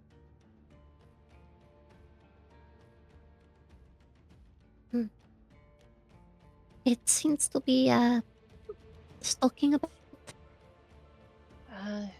Whose sarcophagus do you think that is? That could be the source of the evil. Yeah. And it does seem to be like, it's kind of a berm, a hill, and there's stairs that lead up there over here if you wanted to get up to this top area. I don't know, but if they're able to afford this, this fancy of a burial ground, there's bound to be some good treasure inside. Do I have any idea what this is? Zev mentioned that in and around the area that elves used to be in the area here a long time ago, but he never spoke of this particular tomb. I mean, Yeah. Al, we Go just ahead. got done with one angry ghost. Might be careful in case this one's haunted too. Okay. As Al walks up here, Al, you see in the middle of the gazebo sits an unlit stone brazier. Its bowl is about 20 inches in diameter.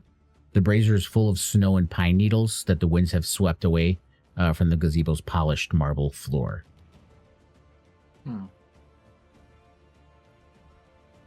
I might light that later, but it looks like it's going to take time to clear off, so...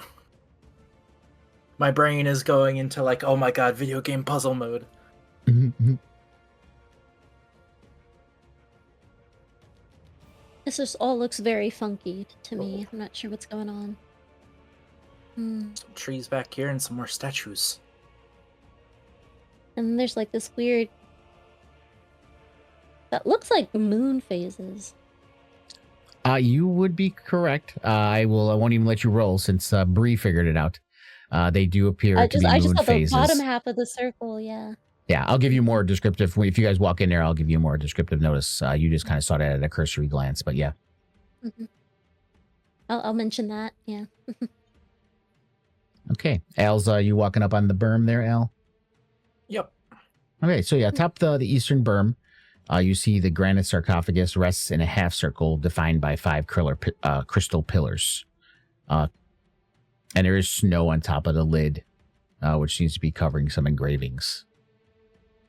Yeah, I'll wipe it off. Try to read what's on the gravestone.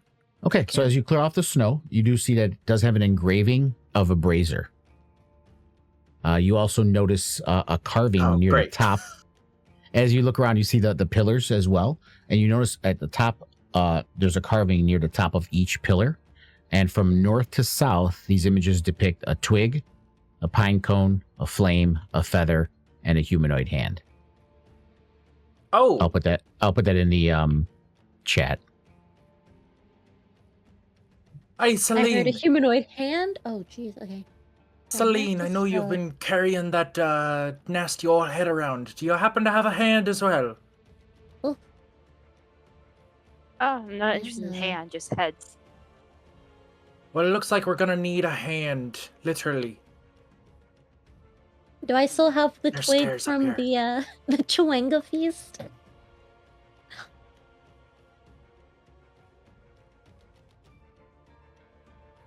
Hey, maybe there's someone we can get a hand from. Al, give me a perception check. Oh, okay. My passive perception won't do it. No. You know, I was hoping, maybe. Well, I got it anyways. That's a 10. 15. Okay. You notice in the snow here, deeply buried, you do see a form of what appears to be a long dead frozen body. Could have been a traveler or anything, but it looks like it's been there for quite a long time and it's frozen stiff. I mean, without even blinking, Al is gonna pull out one of the short swords, chop off a hand, and go, alright. I got a hand. We just hear this. I found someone to give me a hand. Excuse Celine, me. He's gonna... I guess we found you another boyfriend, maybe? No, No, no. that one's long gone. You really don't want to be making out with that one. Oh, a sigh of relief. Not really quite, not a looker either. Meanwhile, Trex is tugging at Natasha's robes, and he kind of like goes like this for you to lean in because he wants to speak in your ear. Uh-huh.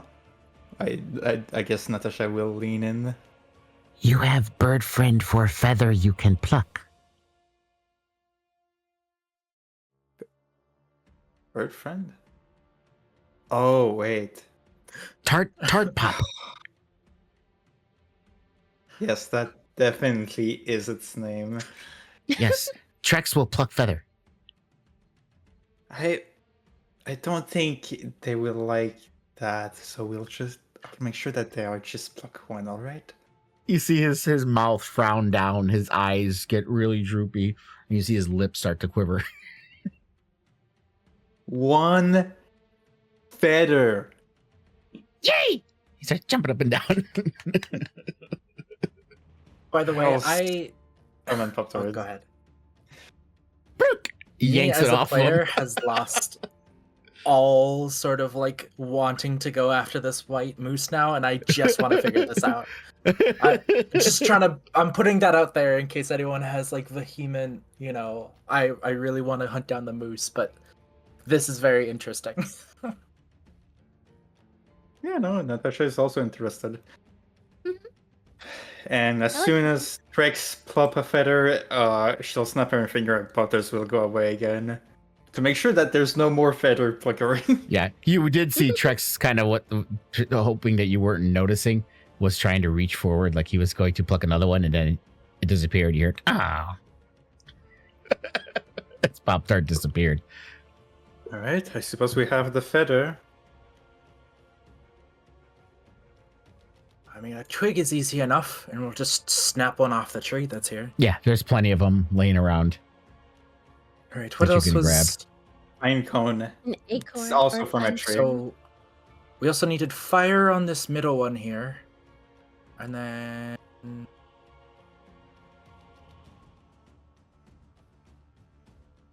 at this point, Al is just kind of like sitting in front of the thing. Is like, all right, everyone. So someone needs to cast a fire spell on this guy here in order to light it up, or something to make it light up. And then we also need the feather over here, I think, and then a hand. I already set the hand down here. There was one other thing. Right? Give me another perception check, Al. Another one? Okay.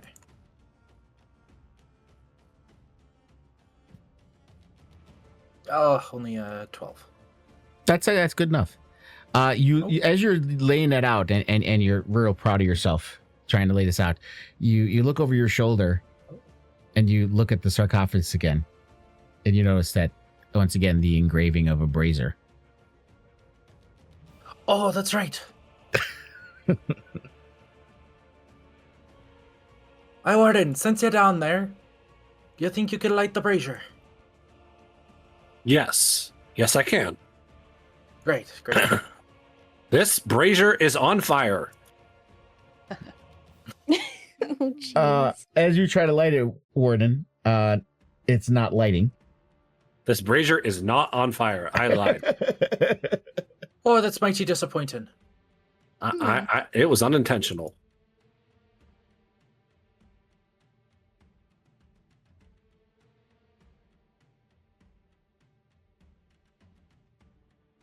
Warden's going to continue trying and like stare at it as an impossible task and You might become have very to frustrated. You might have to clear the snow out of it first. That would probably help.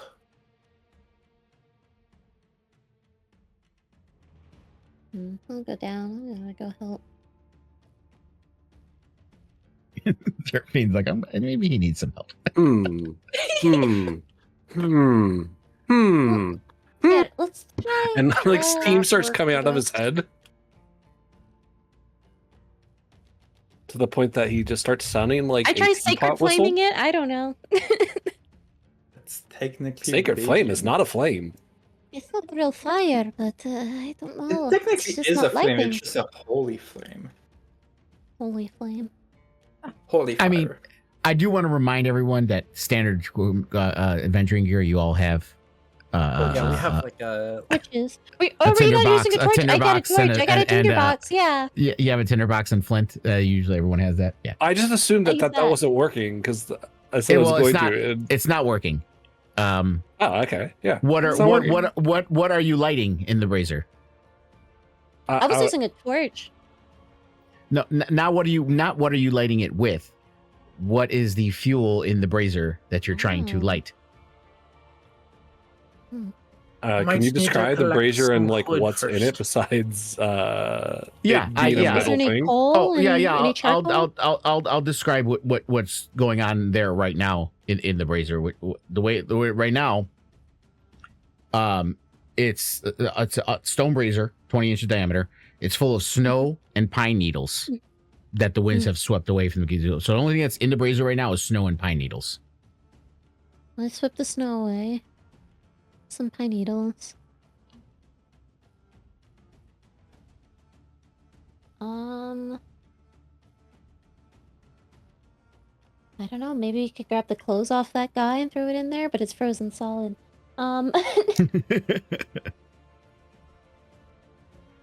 Let's see. I don't have. Let's see. I have some rations. Some sticks from the trees. Yeah, I'm gonna grab some sticks. Maybe grab some more sticks. See if that works. But if I have anything in my inventory. We look for pine cones. If they're pine cones, usually light up well.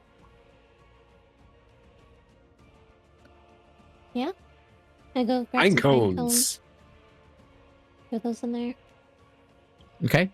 So you put the pine cones in there. As you put the pine cones in there, Zeraphine, you notice one corner of the brazier. One corner of the brazier, you see a little light glow. Oh. It's we got the corner. A corner is lighting. I don't know what else to do. Just put more things in there, perhaps. Yes. More fuel. Wait a minute. Hold on. This brazier lit up when No, this is stick. Over here. Yeah. These are just pillars. There's okay. These are just crystal pillars. I thought they were like. No. They're crystal pillars, and there was engravings at the top of it depicting those items. Okay.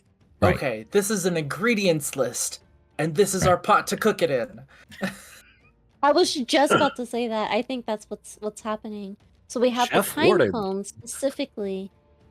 And then I'll grab my twig from the Chewinga feast and throw that in. It is raw. Okay. So as you put the twig in there, you see another little light up on it on the brazier. Nice. Feather? I see. Okay, so now fire, then feather, I believe. So it's pine cone, stick, fire, feather, hand. Right? I think that was it. So. Fire. I was gonna pick back up the hand that they dropped over here, thinking that this is where I was supposed to go. And come back over to the corner and be like, "Here, catch!" And we'll throw the hand over. Throws the hand. Grab. Hold on. Toss it in the brazier.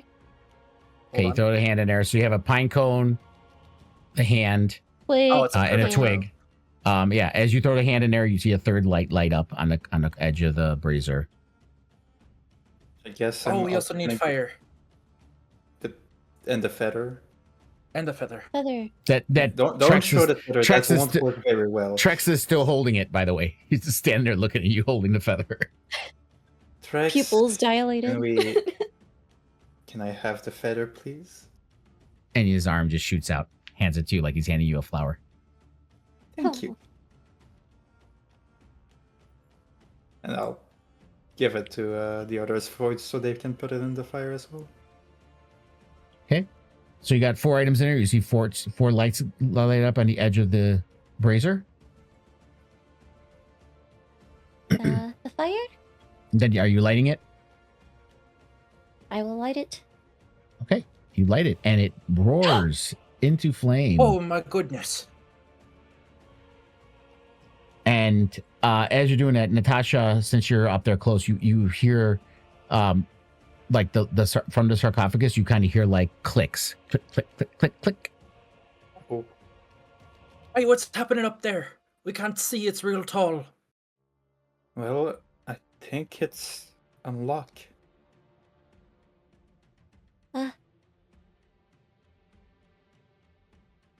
Careful. Be careful. It could be I'm not another gonna ghost. open it. I'm not. I love Natasha so much. She's like, who do you think? Like, no one's doing that.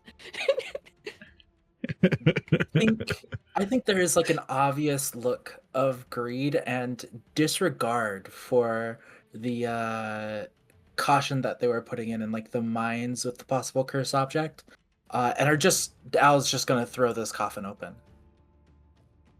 I'm as far as if they can. You start back as pushing I it, can get on and this cliff. you feel it shifting, but you can feel it weighs quite a bit, but it is loose. So if you're trying to push it off, give me. I need a strength check, Al. Oh, just pure strength. Yeah. There we go. Oh, 18. If you Okay. need help, I can. Yeah. So you manage to shift it. It moves about 2 inches, and it's still dark in there, but you do manage to move it a little bit. Looks like you need a little help to push it off the rest of the way. Gonna You need bring help, his I'll eyes to the help. little crack. Hello, hello in there. I'll help. Okay. Give me a strength Oh, check, this Sophie. side, sorry.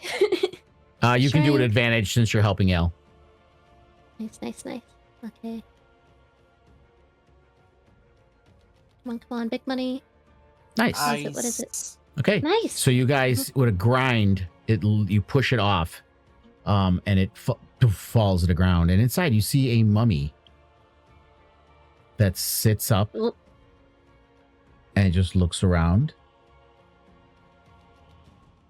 and it looks at Al. What do you wish? I am yours to command. My name is Sana.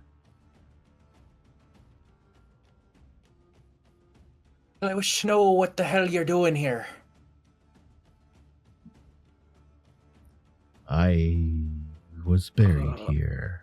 I aid whoever removes the lid.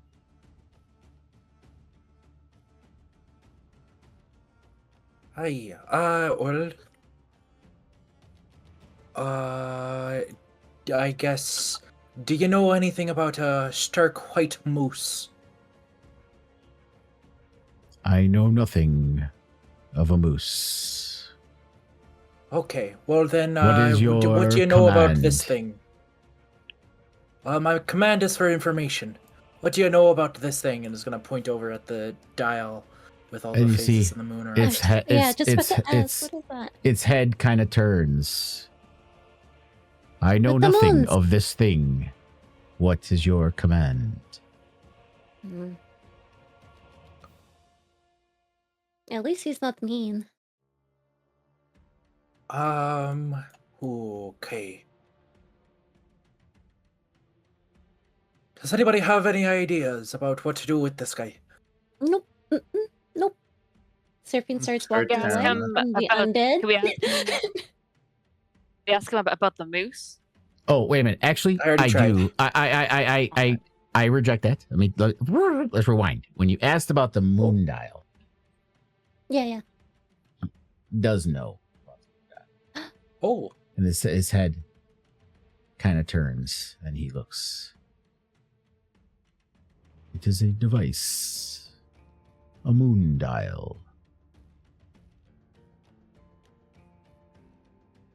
well, it does it do anything, looks or off. does it kind of just like He's- tell you No, what no, you no. could learn by just looking He's- up at the sky? Man, tell the artist. This mummy is talking very slow. And it says, a persistent magical effect heats the face of the moon dial, so you can see the lunar symbols, and they are clear of snow or debris. The symbols depict a full moon to the north, a new moon to the south, and various waxing and waning phases of the moon in between. Whenever the moon is in the sky over Icewind Dale, the crystal gnomon projects a triangle of moonlight onto the moon dial's face, its tip lighting the symbol that matches the current moon phase, which currently, and it turns around and looks, is waxing. And then It's going this way. Well, no, it's pointing over here. You see the Yeah. light? Sorry, it's No, waxing, not- which means yeah. it's going this. Right. It's not the This point. direction. It's where the light is pointing. You see the light here? Yeah. So it's Yep. pointing. The light currently is whatever the current moon phase is, which is down here waxing. Yes. Sorry, what I meant by that is that in general it like goes around in a circle counterclockwise. Right. Then goes Um, waxing. And he says, depending on where the moon lies, full moon, new moon, a full moon or half moon will open doors within the tomb. Oh, Oh. Oh. oh, so this is a tomb. What can you tell me about it? What kind of doors does it And that's when he open? looks around. Elven tomb.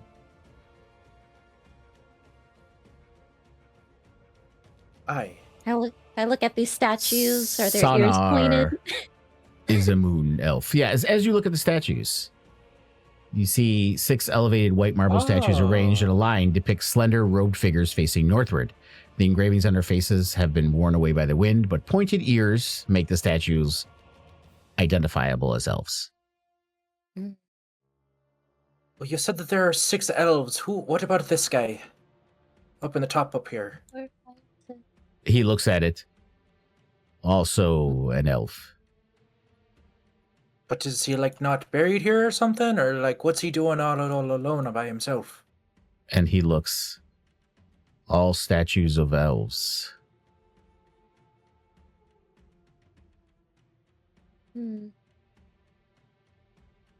Maybe he does not know? Or Alright, that's great. My next command is give me the jewelry that it looks like you got on you. And it looks down. give me what you have in your pockets. Sonar Your has pockets for no. me. Sonar has no jewelry, and then you see Oh this my mummy gosh. start to tear off wrappings. Sonar has Okay. No, no stop, jewelry, stop, Dolly, to stop, Dolly, to So- stop. and it stops. Oh no. I Okay, hate well this. then, I hate final this. command. Why don't you just like lie back down in there, and we'll come back and talk to you in a bit. How does that sound? Sonar will lay down as you command, and you see him lay down inside the tomb. Take a good nap. Okay, Okay, Natasha. that was real creepy.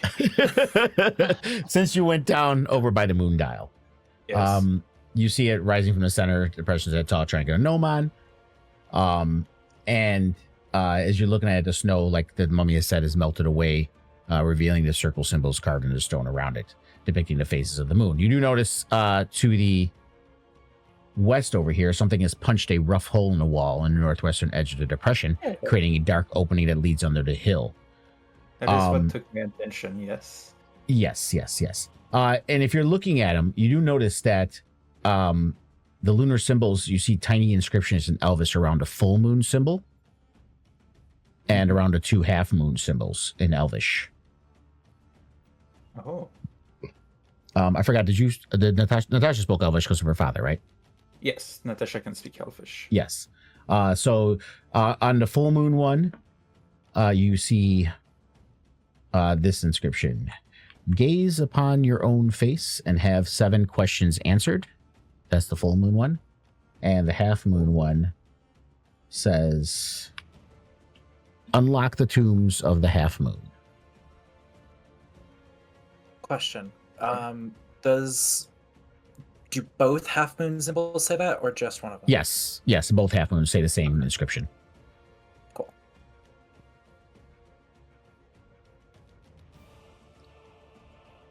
Seven question answered. And Natasha, give me, since you're here, give me an Arcana check. 7 questions. Arcana check. That is Nat gonna be a 20. natural 20. Ooh, lady. Whoop, whoop, whoop. All right, Natasha, Keep winning. your years of study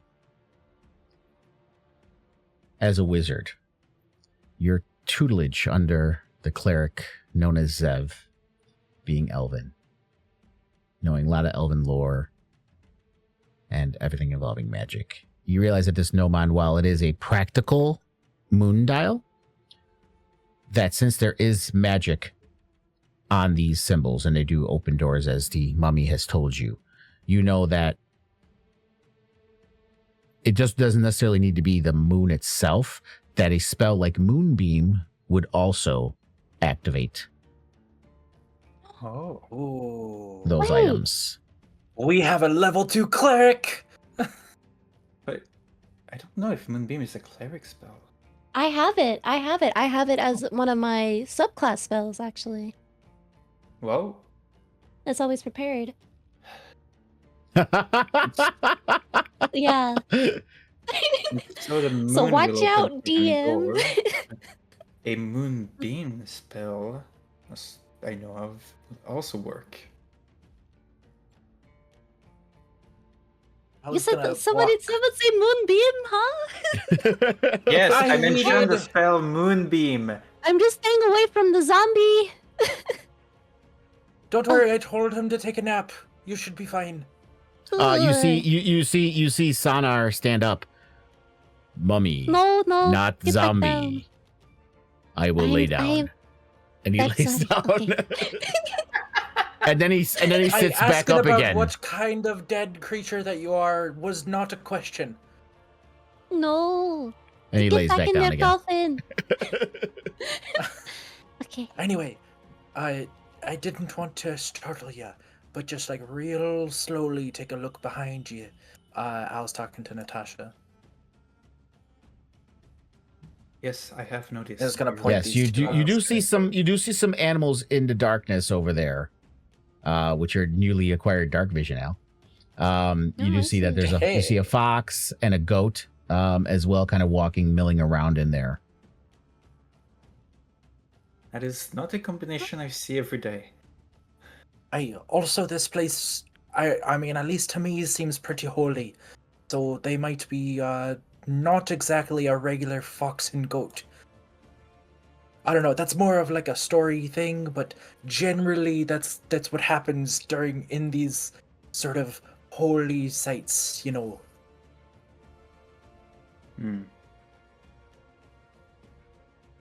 Do you suggest that Celine should try talking to them, or shall we just be careful about them? Well, they could be looking for a nice talking to, or maybe they're supposed to be a guide, or maybe they're I- here to trick us into fucking something over, because, I mean, there is a fox over there, and that is kind of what they're known for. It's probably bad. It's cursed magic here. That's an undead in that coffin. He's harmless! What? I am She, not really sure. But it's harmless. Mm, I am technically a fox too, just so you know. Aye, and you're very tricky. Yes.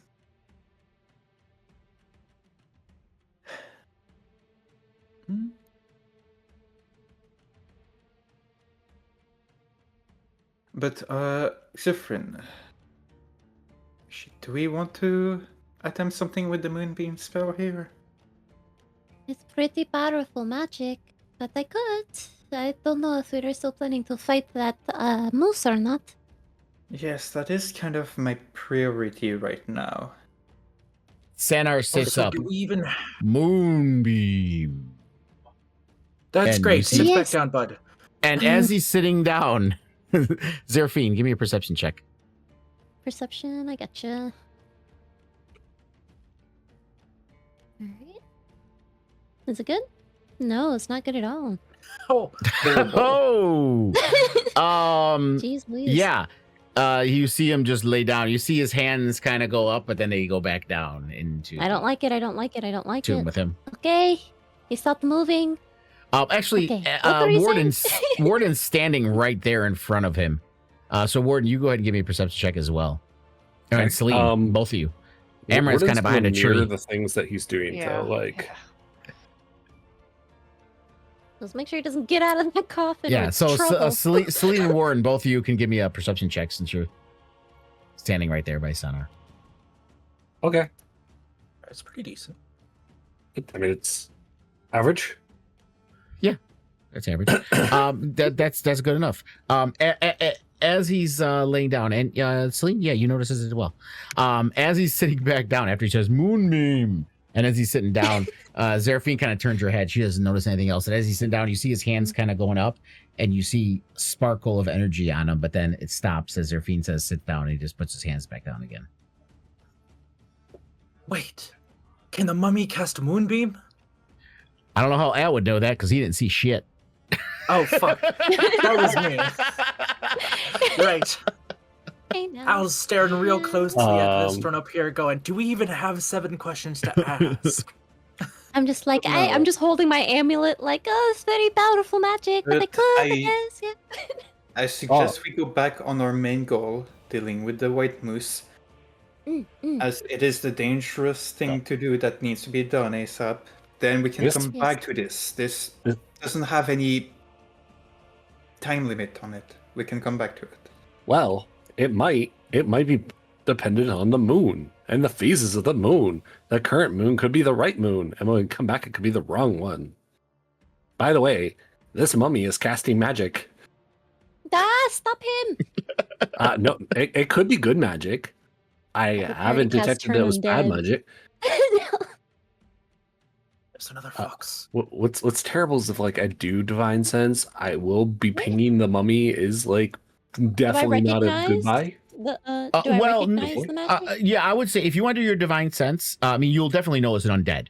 It's a mummy. Yeah, But if you want to use divine sense, I'll let you determine yeah. Let's do its that. intentions with that. That's fine. Yeah. Yeah, Yeah. is it a good mummy or a bad mummy? Yeah. Do that, yeah. we'll do On that right thin now. ice, You're on thin ice, Mr. Mummy. Mr. Mum. Okay, go ahead and use the ability. Yeah. Here we go. Okay, Bing. so as you use your divine sense, the mummy obviously you can smell whatever Warden smells when he senses these things, the funky smell of the undead, and you do realize that this mummy is obviously very chaotic, well, probably perhaps because its full memories are long gone. Only certain things of what it's perhaps intended to do remain. But you do notice that the only vibes you're getting from it are good vibes, not anything evil intentions or anything malevolent. Mr. Mummy. He's got a sign hanging around his neck that says "Good vibes only." He sits up. Vibes only. Mr. Mummy. Sonar. What is your name, Mr. Mummy? My name is Sonar. Sonar. Oh, Sonar. Can you cast magic? Sonar. Powerful wizard. Or Oh, powerful druid. Do you know moon spells? Sonar Spells related casts- to the moon? Sonar casts Moonbeam, and you see his hands start to sparkle again as he Can you- looks like he's about to cast it. Can you go cast moonbeam on the moon, the half one that's not the moon that Zerfine's casting on? The one that's opposite side of Zerfine. Yes. As you command. What Zerfine, happens which- if you have- Which near this moon mummy. did you want him to cast it on? The one opposite of Zerfine. I think you said it was the half moon, right? Was the half moon was There's a like half the, moon. Yeah. There's half do moon here magic and there's a half moon here. We're yeah. So cast one on the half moon on the right, and then Zerfine the one on the left. Yeah. All right. I'm scared. He Okay. casts Moonbeam. And you see it light up as that starts to glow, and somewhere deep from inside you kind of hear a grinding sound No, I'm from scared. deep inside the tomb. Zerfine, activate your moonbeam. It's gonna be great. Sonar I goes don't know. Moonbeam, I and his hands start to believe in you. sparkle again. I look at Al and Natasha who are down there. It's doing things. Zerfine, I would say you knowing Moonbeam and being able to cast it, you also known that Moonbeam is movable. So It's Sonar movable. he could move. Oh, I'll that tell Warden. Moonbeam. Tell him to move. Tell him to move it again. Oh, Like he can move okay. it again. can you just move it to the other side now, directly across? But be Which careful. moon? The one on the far left, the other half moon. Wait. Al, move out the way. Oh, And no. Yell No, stands the there. half moon. The half moon, not the full moon. The I half said. moon, the I half clearly moon. said the half moon. The half moon. Oh my god! Directly towards Owl. And he does turn around and look at you. Half moon already lit. The Yeah, so other the half both half- moon. both half moons open up the same thing. What? They say this the one. same text on them. Yeah, but So- they both have to be lit at the same time.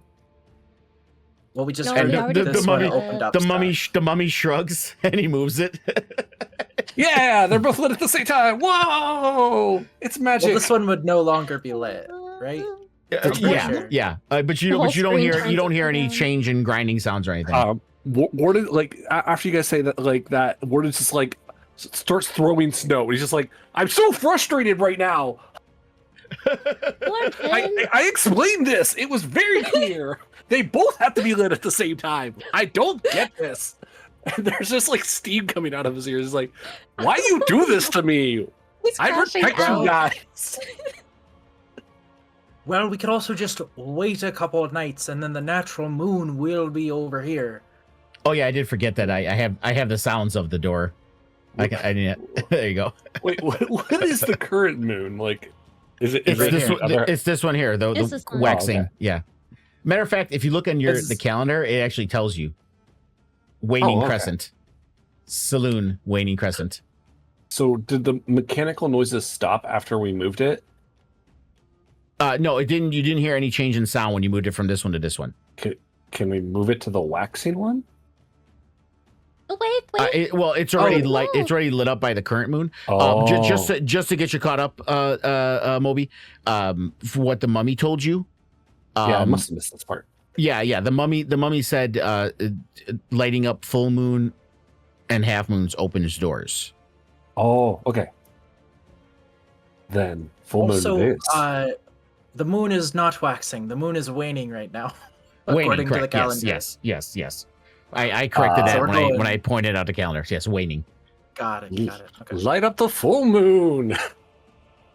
Well, that one says that we have to like have questions ready to answer. I have And I 50 definitely don't. questions. I have so many questions. Hmm. Let me see.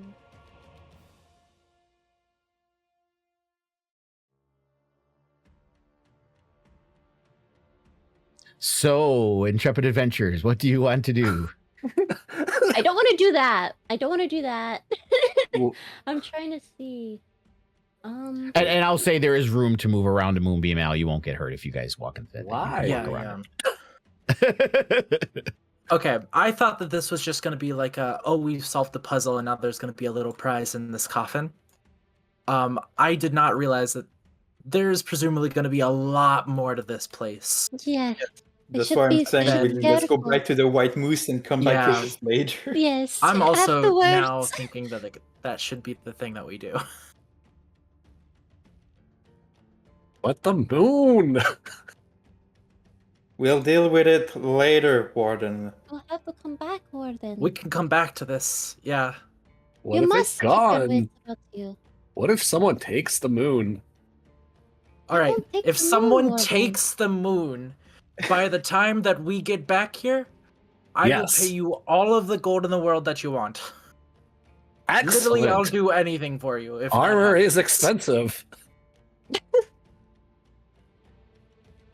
If someone finds a way to destroy the moon, or take the moon Destroy out of the the sky, moon. these are the terms of what I'm saying here. The moon is destroyed or it has been taken from the sky. If that happens by the time we come back, I will get you anything you want. Okay, I like this deal. You know, if the moon's gone, things might not be good for the world. That's why I'm making the bet. This will be the least of our worries if that happens. I suppose that's fair. Anyway, where did the White Moose go? We saw it going this way somewhere. Yeah, you saw it kind of amble Which off way- into the forest. which The way map there? doesn't show it, but this whole area is surrounded by forest. on all sides. So Yeah, we so have to it's find kind a of room with a it's kind of moose? off the map. Like you guys know, up here is where you came from, but it's also surrounded by forest on all sides. You said your name was Shanar, right?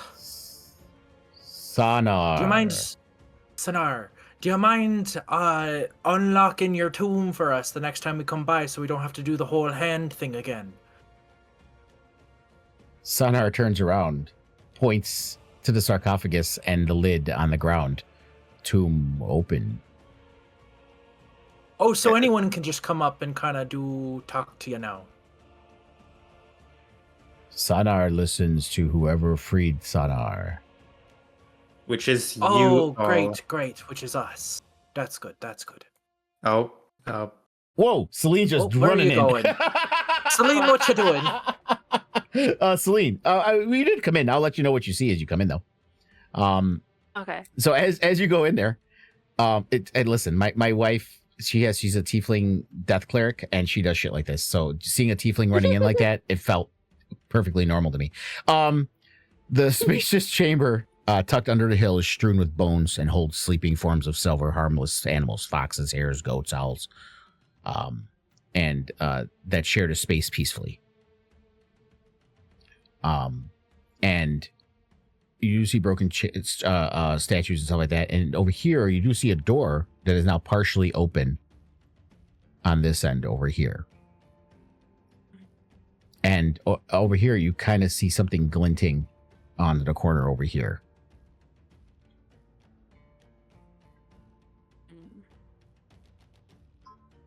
And there's also 3 white marble. These statues here are statues of elves as well. Watch out for that Go over here. moonbeam. There's more of these elven fuckers. Yeah, Alright, I'm going gonna over go there. check Dad. out those we're the- exploring in there now. Okay. As you go over here, you see the underground passage narrows before ending at a wall where you see is mounted an oval mirror 7 feet tall and half as wide, encircled by decorative stone frame.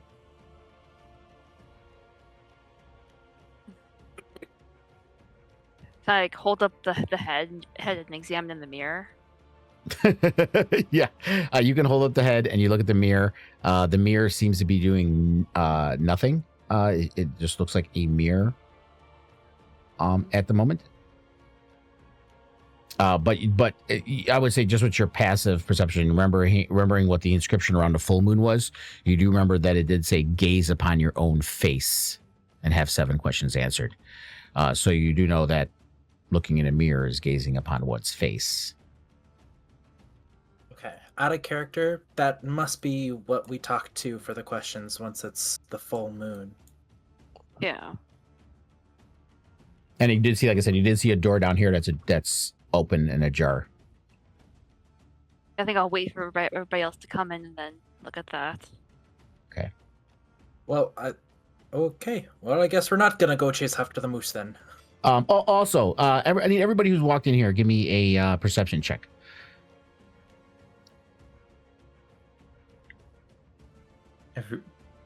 Everybody who's walking in, who's walking in through the opening here, or in front of the opening. So it's pretty much everybody except Moby, unless he's gonna walk on over.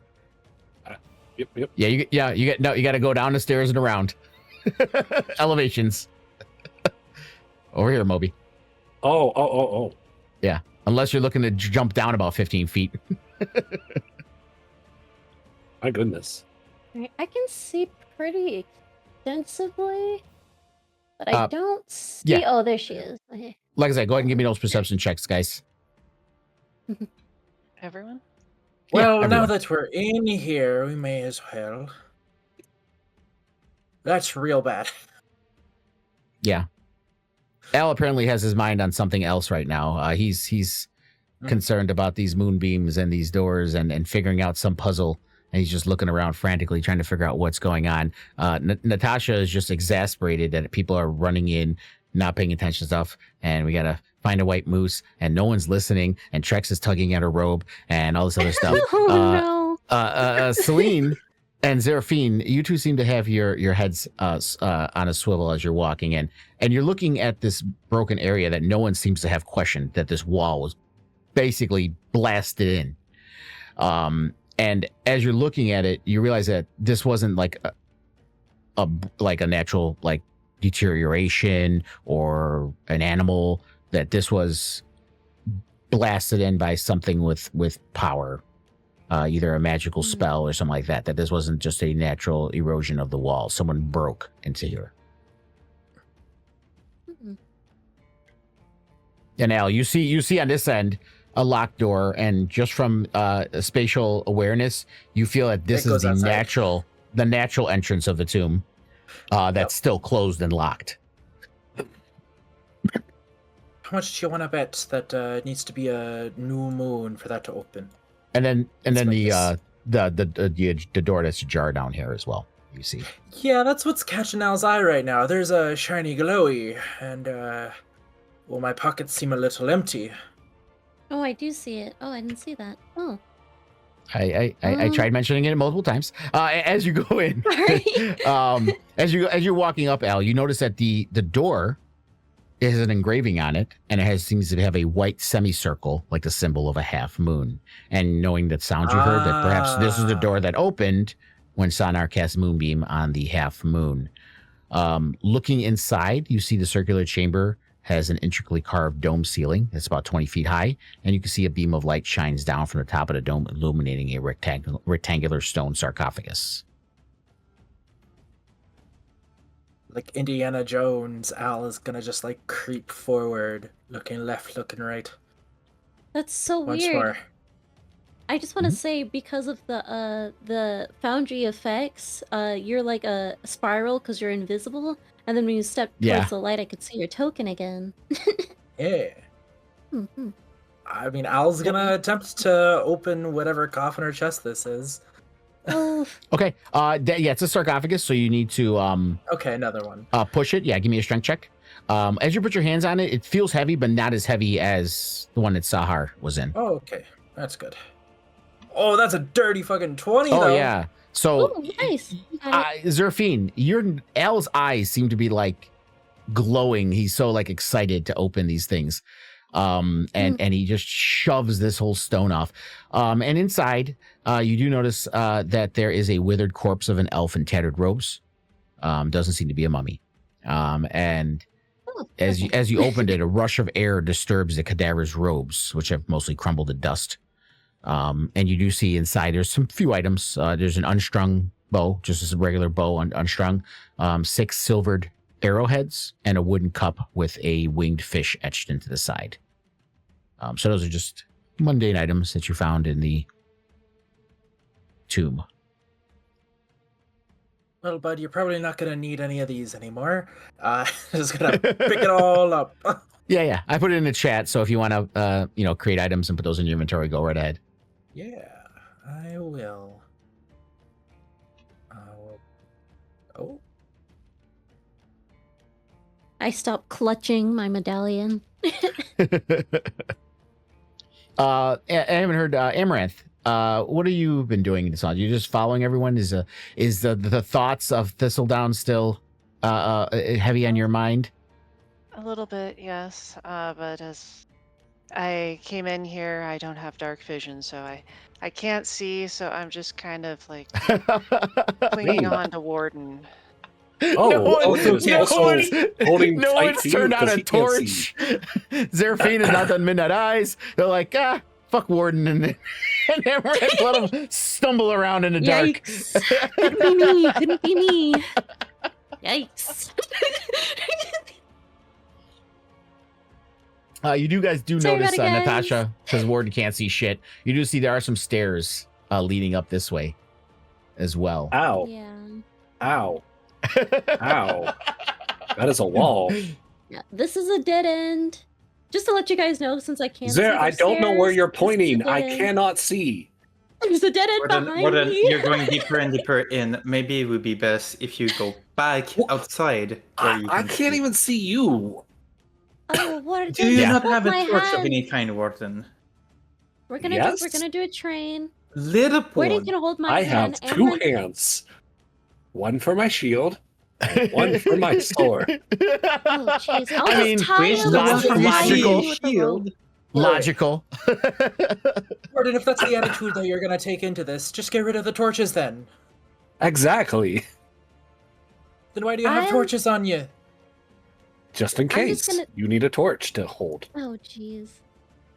Warden's inside They the do door. need- Let me move you. There you go. Oh, jeez. They do need to see to be in here. I don't have Eyes of Fine. Night We're available. just gonna turn on a torch. Oh, jeez. Oh, wonderful. Oh, look I at can see that. now. Amazing. Look at all that stuff you can see in here now, guys. It's all the Oh, animals it's kind of so bright. scurry. They kind of scurry and like hide off in the darker corners. They're like sleeping and you're like kind of Listen, disturbing them. I'm going to be honest with you guys. They're going to hear me coming. It doesn't matter if they can't see us. They're going to hear us. Just No, light a jeez. torch. Why don't you light a torch? You're the one who needs it. Because I have to tank for you. That's why. Because I have a sword What do you in mean? one hand Why? and a shield in the other. It takes 30 Natasha. seconds to drop One a torch. scary ice dagger guy stabs Not even me. that. I have to take it, not you. That is arguing in the tomb. We're arguing in the tomb. Natasha. It doesn't even take. Like, it Yes. takes Longer. less than a couple of seconds to just Wow. drop the torch and then pull Wha- out your sword. While It's not Al hard. and Warden are uncharacteristically just jabbering at each other very loudly inside this tomb, Just going. you are looking forward and you see Oh. that this door also has an engraved white semicircle. So this door is also open, but it's unlocked, but it's not opened. Unlock but not open. Yeah, you do know that the other door, when it unlocked, the one tomb that Al went in, when it unlocked, it swung open. This one should also have done the same thing. It's no longer locked. It doesn't seem to be secured. Like you could kind of see it's, no longer locked, but it's not swung open like the other one was. Warden, you think you could open the door? I With will the strength. try. You would like me to rip the door off its hinges? No. Yes. Whoa. What does open mean to you, Warden? What does it mean? I will open this like a can of pickles. Oh, jeez. A can of pickles? Yes. My pickles come in a can. I'm gonna. As you open the door, the circular chamber has an intricately carved dome ceiling 20 feet high. A beam of light shines down from the top of the dome, illuminating a rectangular stone sarcophagus. However, someone has turned this tomb into living quarters, as evidenced by a rack of drying herbs and an unfurled bedroll behind the sarcophagus. And as you open it, you hear a voice echo through the chamber. So, the butchers have come at last. I wondered how long it would take before Lonelywood sent their hired blades to finish what they started. You see a woman stand up from her crouch position behind the large sarcophagus. She's wrapped in heavy furs, though they are worn thin in places, threadbare as it seems as if long unkempt. Her skin is ghostly white, touched by the frost itself, and her hair, once rich auburn, now shows mottled streaks of pale, almost lifeless color. Pouches of dried herbs, sprigs of winter plants, and small carved talismans hang from her belt, their scents sharp and strange in the frigid air. There's no mistaking her for anything but what she is, a frost druid, one steeped in the magic of winter and the will of Oriel. Her eyes carry the stillness of the snowbound wilds and a simmering cold hatred. You see her as she's staring at all of you through the doorway. Place one hand lovingly on the ice-crusted lid of the sarcophagus, her eyes looking down at it reverently. The frost in the tomb glitters in the moonlight streaming through the cracks on the roof. This is my sister, Veira. She came to your kind in peace, and they fed her to the snow. I found her in the drifts, her blood freezing into the roots of the trees she wore. Her voice kind of shakes now, not with sorrow but rage, as her eyes shoot up at you. 10 taunas, You think these forests, because you can swing an axe, you see a tree, you see coin, you see a beast, you see meat, you see land, you see walls to build. But winter belongs to no one, and soon it will belong to Oriel alone. She steps out from behind the sarcophagus, and behind her, an awakened shrub bounces along tentatively, frost swirling around her feet. Yes, I awakened the moose. I awakened the wolf, the bear, the very roots beneath your feet. Some obeyed the Frost Maiden's calls. Others, like that water serpent in Mare Dualden, were too soft for her glory. But the moose understands. The bear understands. They kill without mercy. They watch your loggers bleed and fall in the snow, and it shows me every stroke of their axes before they take them. Her eyes gleam. The moon dial turns for me. The mirror sees for me. Every trespass is known, every life taken, recorded in frost and glass. Do you think you can hide from the night, from the snow, from the cold? Oriel sees all. She steps closer. Don't know, but your sister sounds like a fucking wimp. Warden shouts, "I am the snowman!" And he runs at her. You see her. buddy. You see her shake with rage. You can leave this place. You can return to your shacks and fires, but the forest will not forgive. I will not forgive you. And when Oriel remakes the Dale in ice, not a single 10-towner will be left to tell their tale, their side of the story. And you see her get prepared to fight.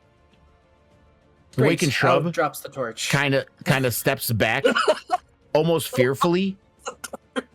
It's okay. It's okay. It's okay. No, don't worry. It's okay. It's fine. Go ahead, Amaranth. If you want to be closer, move up a little bit. You don't have to be. You drop the torch out, so you make everyone blind. Okay.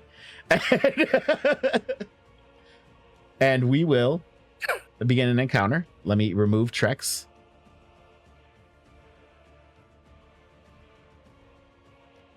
Think I have everybody. Yes. Serpian is scared. She's not sure why. She's like, this lady is very, very enraged. There's a lot of history there. But as Yeah. far as she's concerned, that sounds like a very evil spirit and just not good for the 10 towns or the forest. So she Yeah, I doesn't would care. say if it wasn't apparent, her sister was killed Yeah. because of someone in the 10 towns or because of the 10 towns. Yeah. And she has apparently fallen into Oriel's cult out of rage and anger and has become one of her frost druids because of this. And Saran said he was also a druid, right? But he's ancient. He's been here for a very Ancient long druid. time. He's an elven druid. He was buried in this tomb. Yeah, he just from Unrelated. looking at him, she's alive. She's a frost druid. She's a living being who apparently came into this tomb to use it for her purposes. Saran was just a lucky mummy you found that's there to help if you. Sorry, I did not have my vigilant blessing. Okay. All right. Yeah. Dun dun dun. Dun, dun, dun. Of course. Ooh, I did not roll very And- well on my initiative. Dang it, I wish I went before Warden. I'm so sorry. I Okay, rolled I'm so gonna give low. my Foundry a quick refresh because the music doesn't seem to start to me automatically for some reason. So let me just refresh my Foundry, and I will be right back here. Also, I need to point out you've never heard Al insult someone like that. Yeah, it was pretty mean. It was pretty mean, Trail. That was How crazy dare you? and quick. You didn't give her a second to breathe. What do you mean? She was having a whole monologue. She had so much time to you, breathe. you cut her off. I wanted to stab her in the first half. You said I was being courteous. I was also like about to shout in the middle of it, and then like just there was no real good spot, so I just waited until there was a breath. Sometimes you just have to let them finish talking and monologuing. It's only respectful. I mean, they've waited this long to like fight us. You can wait a little bit longer. I've been waiting in here. Okay. Like, what if we It was never came scary. here? This lady just been waiting all day for us to arrive, and then she never gets She to knew- monologue. She knew that they were gonna send somebody. All right. Is what she so said. I'm pretty Natasha, You think she wrote Yes. that down? She like you are prepared it? first up. I am first up. I see Warden rushed in. I see the Druid also be ready to fight. This is not gonna be fun. As I will cast a Ray of Frost around the there corner she on is. her. Okay. Also, just to make sure, the light around the sarcophagus counts as like dim light, right? Yeah. That's you. Yeah, it is. It's dim light, and those without vision, if you're near it, you should be able to see. Yeah, Warden can Maybe I see. missed It's illuminating Cool. enough for Warden to see. Cool. In my selfishness, I haven't completely blinded Amaranth. Okay. So yeah, you cast Ray of Frost, and you see this frost druid almost as she's like skating on, like almost like a piece of like dry ice. You see her kind of just shift as the Ray of Frost Shooting suits by her. frost at a frost It's my druid only seems like damage maybe you not the cantrip. best idea.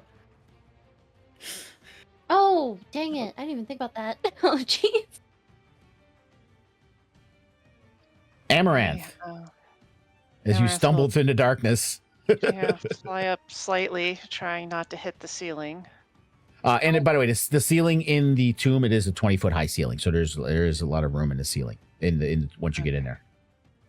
Yeah, it's a big dome. Okay, am I supposed to be able to see nothing at all, or is there a little bit of a shining light from the sarcophagus? When I have you high, you do see the light around the sarcophagus. You should be able to see Moby and Okay. Ravison. Don't you see that? Because when I click on you, I can see Moby and Ravison. Yes, I was Yeah. just making sure that you intended for me to be able to see this, and this wasn't just intended to Yes. be a No. lighting effect. No, yeah, it's a magical. It's moonbeam cracking through, so it is bringing light in there. Okay, so I take out my bow and I say, maybe just, I cast bow.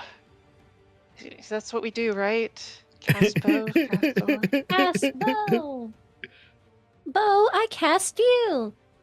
Yes. Yeah, this feels like What an was anime the name attack. of my cat in real I life? cast too? bow and arrow. Oh, not very As well. she, once again, on her little kind of like dry ice skates, she just slides off as the arrow just harmlessly goes off. I would say it done side by side. It's like Ray of Frost, April, an arrow. She's like, as they both shoot by her. I've had a very bad day. Can't you cut a fairy a break? And then I'm gonna try Absolutely to not. hide. All right. So what are you doing with cunning action? Hiding or? I was gonna hide. Yeah, probably I Okay. need to duck back around the corner before hiding, rather than being right in front of her. Yeah, I would say so. You can, because Celine's there. It's a narrow doorway, so I would say yeah, back there you can hide. Okay, not Okay. bad. There you go. That's good. Yes, you successfully go duck back into the hallway, skitter through Celine. Yeah. So she looks at you guys. You will pay. You will pay. And let's see. Actually, for that, I will have her do this.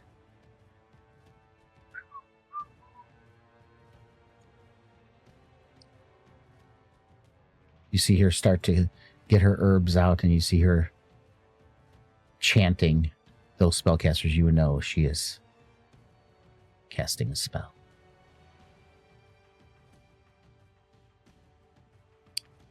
Counter And spell she at will 5th level. cast Moonbeam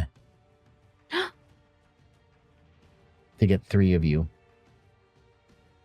Or that's the area of effect. Is that a light source now? No. I mean, I guess it's a flash, but I don't know if it's considered a light source. Moonbeam isn't working the way it's supposed to. Didn't do anything. Let's see here. I think it's all set. It That's just okay. says dim light fills the cylinder. That's about it. Aw. And this is the 2014, so it should. I mean, it should if it does afterwards. It should hit. Creature enters for the first time or start just turn there. That's what it is. Okay. Yeah. So it's not going to do anything until those people's turns. That's why. Okay. So she casts a moonbeam. But I will, because it doesn't do it on its own. So I will put a light there. So I'll just say that. I went from being invisible to seen again. No. And that is the end of her turn. You know what? She will. If Moby, she is going to move back. So if you want to get an attack of opportunity, that you can. Go ahead and do a swing now because she's gonna try to run away. Or no, break her concentration. Come on, you got this. Big money. Oh wait, I didn't target her. Target.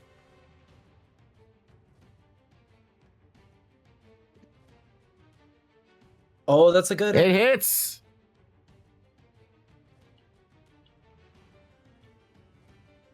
Oh. Okay, so that's hits. And let's do her con save. And she saves. So she's good. So she will go back their way. Okay, that is the end of her turn. Celine, now you should take damage, I believe, on this one. There it goes. You're going to have to do a con save. It's in the chat, so just click on that and roll your Constitution saving throw. Okay.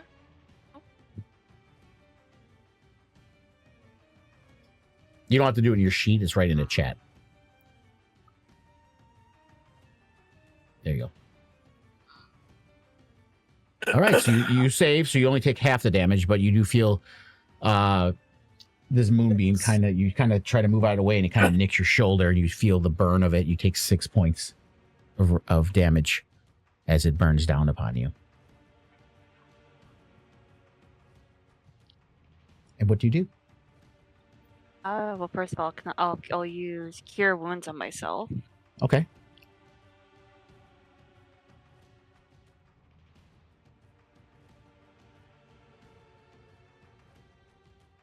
Oh, dang it. I'm in the moonbeam. Oh, dang. How much damage did I take? Yes, you will take. It will be on your turn when it gets to your turn, Zero. Oh.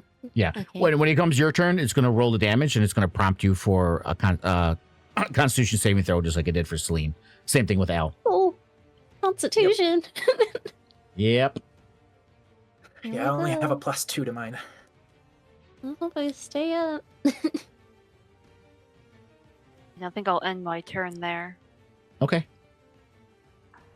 I should be okay.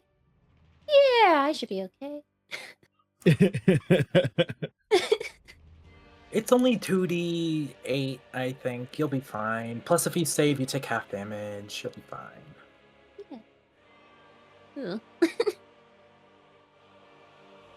It's the thing by accident. I don't know how to open it again.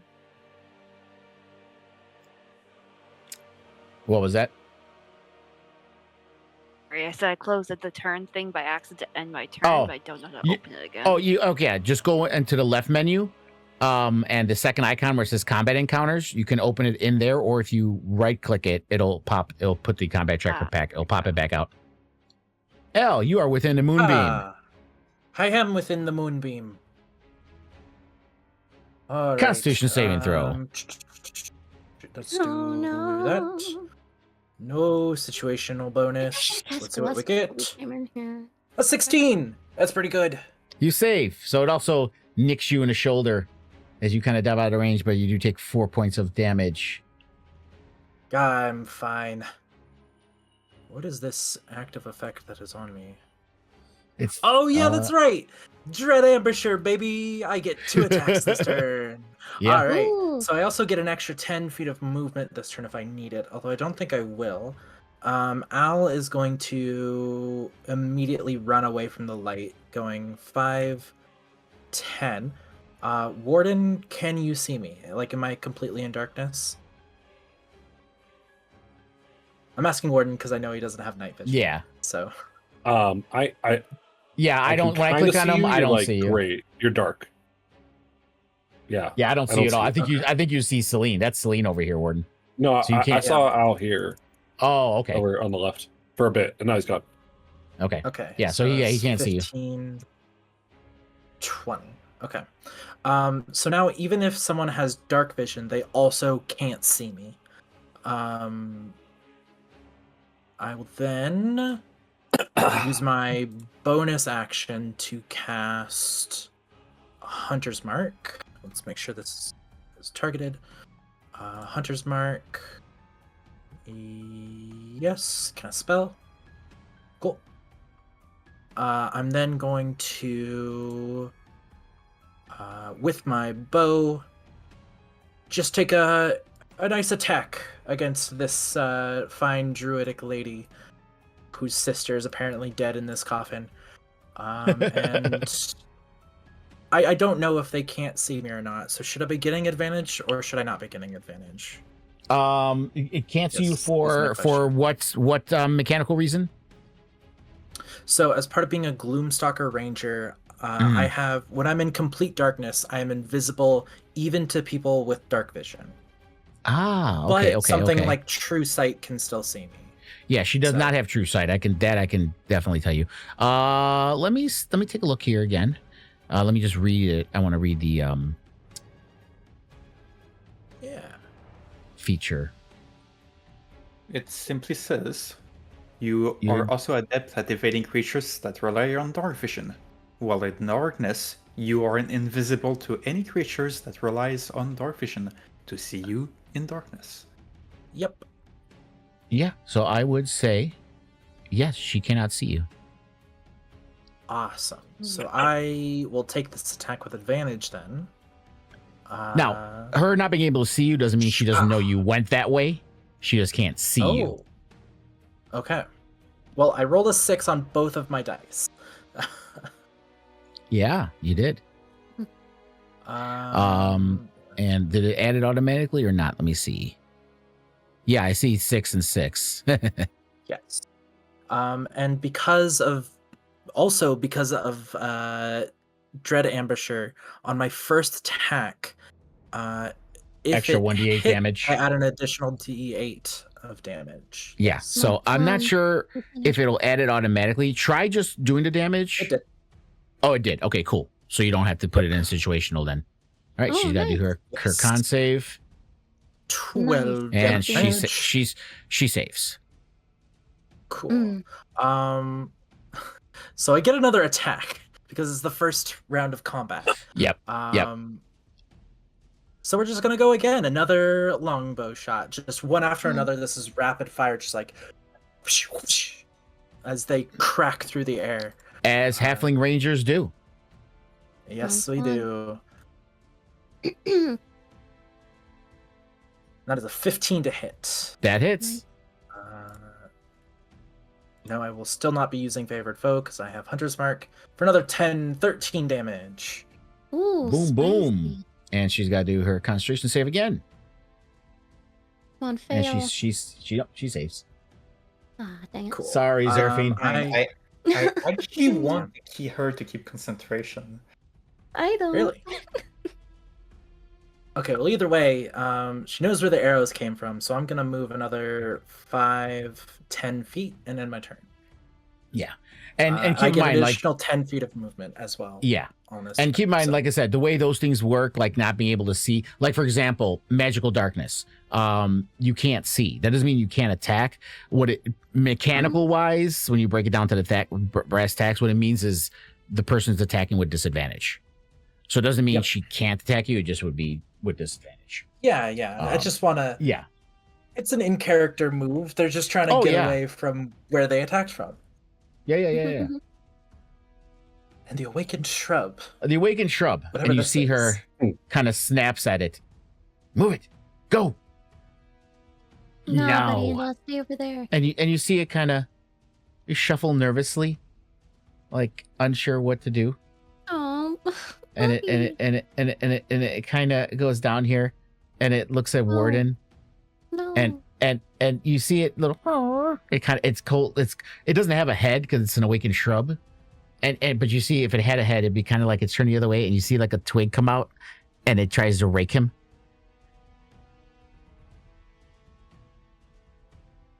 And it misses. Oh no, Jesus and Christ! and immediately you see the little twigs go back inside it. All right, Warden, fuck up the shrub. No. I am tanky.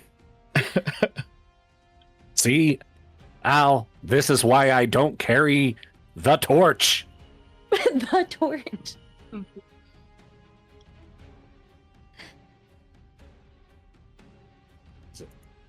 All right, Warden, it is Oh, your it's my turn. It's my turn. Oh, okay. So speaking of torch, Warden would like to now take a torch, light it, and immediately light this thing on fire. Well, you would have to sheathe your sword to be able to do that. Okay. Because if you're holding your sword and you got your shield, you can't really light a torch. Yeah. So you would have to sheathe your sword, which is an action. Can I drop the sword? You can drop the sword, yes. Okay. Can I drop the sword and then do what I want to do? Mm-hmm. Okay. I would like to do that. I would like to light this thing on fire. Wow. Because Warden needs a light source. You know my No. Well, Warden I guess needs a I'll do light that. source. So he's gonna light the shrub on fire. Wow. Okay. Oh, I'm here geez. for it. Kill this shrub. I don't know what you want from me attack wise. Yeah. What is Just light on fire?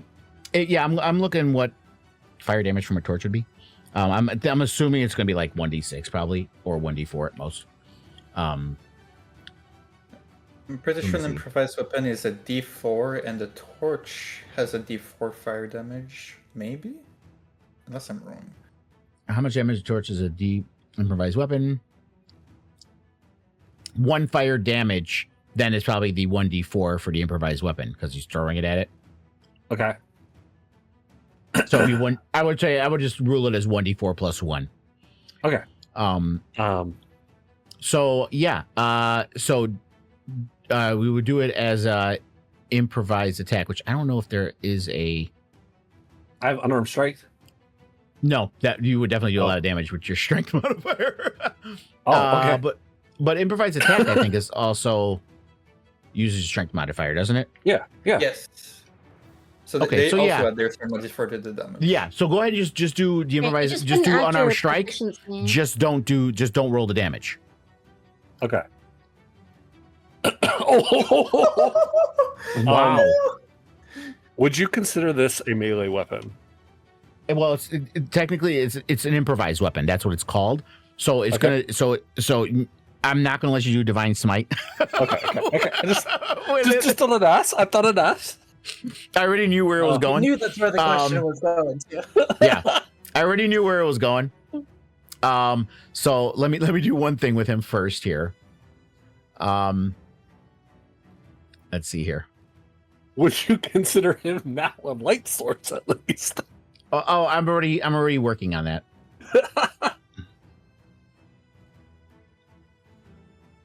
Buddy. He just came up with like, let me find the toughest guy here. Great. I can see now. And since I can see now, Now hold on. Oh, damn it! I cover. I shut off the light on accident. Let me turn it back on again. There we go. Alrighty. So that happens, and then we'll roll. It is a crit, so we'll do 2d4 plus 1. 8 points of roll damage. really well on the damage too. And you hear this thing shriek. It shrieks, and Buddy. you can. The shrieks feel like they're crying No. as it's Why kind did of she do this? running around in circles in place. your tears mean nothing to me. The shrub is screaming. So yeah. All right, Warden. What else are you gonna do? As a bonus action, I am now going to channel divinity. Okay. And I'm going to issue a champion's challenge. Everyone that I can see within 30 feet of me must make a wisdom saving throw. On a failed save, they can't move willingly 30 feet away from me. And that's it. Okay. Everyone? Go ahead. No, just them. Oh, okay. You said So- everyone in the No, description. just- I'm like, oh god. Creatures I choose. Okay. Yes, you cannot run away from me.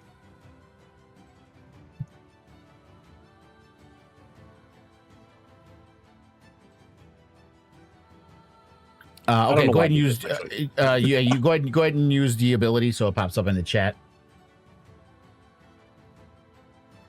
I got so excited to use it that I forgot that like it doesn't force them to attack me. It just says they don't run away. What does Yeah. MIDI use versus? You MIDI don't want. use Yeah, and yeah. MIDI You don't. save. Yeah, you don't need to click those things. You just click Oh. just click the feature as it is. Let me find it in here for you. And It's what not- was it? What was it called again? Channel divinity. Using channel divinity. Yeah. Okay. And the Champions Challenge was the one you're talking about, right? Yeah. Yeah. You just click on the icon. Each creature you can see is 30 feet. Must make a Wisdom saving throw. On a failed save, creature can't willingly move 30 feet away. It's affected in its creatures is capacity. Okay. Now the room is smaller than 30 feet, so I'm giving you a chance to not use that if you don't want to, because you really can't. I realize now that Yeah. like they can't run away from me anyways. So instead, I'm just going to use my bonus action to cast Blorg Divine Favor.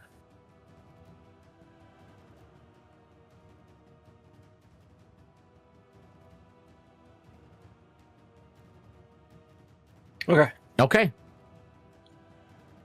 Alrighty. And at the end of your turn, Warden? That's it. Okay. Go ahead and end your turn.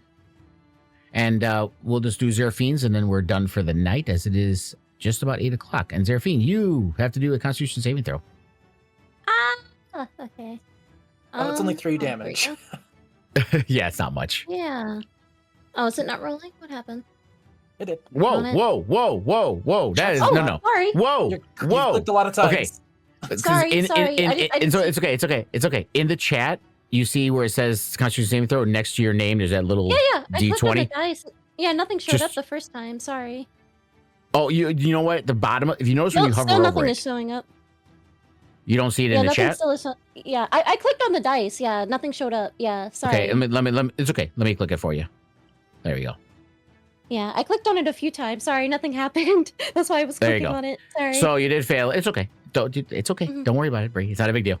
All right. So yeah. So you did fail it. So you take 3 points of damage. Luckily, it was not a high damage roll. So you only take 3 as it kind of sears into you. And let us know what you're gonna do before we end it for the night. Yeah, I'm just gonna go ahead. I'm gonna step out of it, out of the moonbeam. Move up a little bit. Or actually, no, not towards that guy. I'm gonna go ahead and activate my channel divinity in my Twilight Sanctuary. I'm gonna go ahead and do that. There we go. Use ability. Available. No, I should still have my. It says I have channel divinity. Weird. Yeah. But it's just gonna do turn on dead. Weird. I don't know why it does that. Well, I can't do it, but I'm Try. using my Well, Twilight try. Sanctuary. It sounds like you might be having an issue with. Did you try refreshing it? I'm Instead of sorry? using the channel Oh. divinity, use the feature directly. Oh yeah, I did, but it just didn't. It just didn't. No, didn't so go. I'm you're- getting you're- no what- uses what do on you- channel divinity. Well, it does say you have 1 use, so you should. Yeah, What now? I don't know. What are you trying to do? Turn on dead? No, my Twilight Sanctuary. When Oh, I use okay. channel divinity on the HUD, it'll use turn undead. But when I click Oh Twilight yeah, Sanctuary picture, the HUD's been goofy. I don't know what's going on with the HUD. I've tried fixing it. So it doesn't always work up there. So you might be better off no just doing worries. it from your sheet. For my If sheet, you click there from we your go. if you click from your it sheet. still says, it still's giving me no uses for some reason. I'm not sure why. Let me see. Okay, so I got it. Select any number of targets. Shift click on a token to add the target to the list. But it doesn't say what you're doing for Channel Divinity. I shouldn't have to target. It's an emanation. Oh, Channel Divinity Twilight Sanctuary. Sorry, I was looking at the regular Channel Divinity again. Sorry, I was looking at the wrong one. Okay, let's see what it says here. Oh yeah, so it doesn't have uses in there. How many uses is this thing supposed to have? I should have one left. I just need to fix the spell, that's all. I'm just trying to see how many it's supposed to have because it doesn't say it, because it doesn't have any, so I have to add it in there. But anyway, so let's just read it. As an action, you can present your holy symbol and a sphere or twilight emanates from you. The sphere is centered on you, blah, blah, blah, blah, blah. Okay, so let me edit this real quick.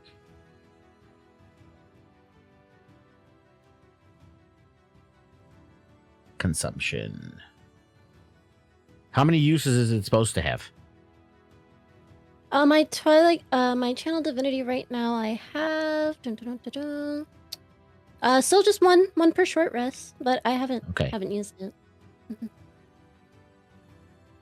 Okay, so we'll do that. And are you healing with it, or what are you doing with it? Because in here it says heal and temporary hit points, and you can add one effect. And that lasts for a minute. Gotcha. Okay, let's see here. Consumption. Just put one for both of those, and then I'll play with them later.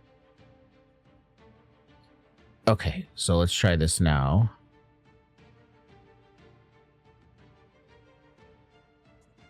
We'll just not do the use for now. Hey, the effect's up. Yeah, so the effect's up. Oh, so I guess you had to target something. Whatever a creature including you. Oh, ends it turns into sphere. I targeted myself. Okay. But... Okay. We'll figure that one out later. But we know it's on there. So it's in the chat, so I'll know to add that on there. Or to correct that, to fix that. But yeah, basically you'll have a sphere and then anyone near you. Because it worked last time you used it, if I remember correctly.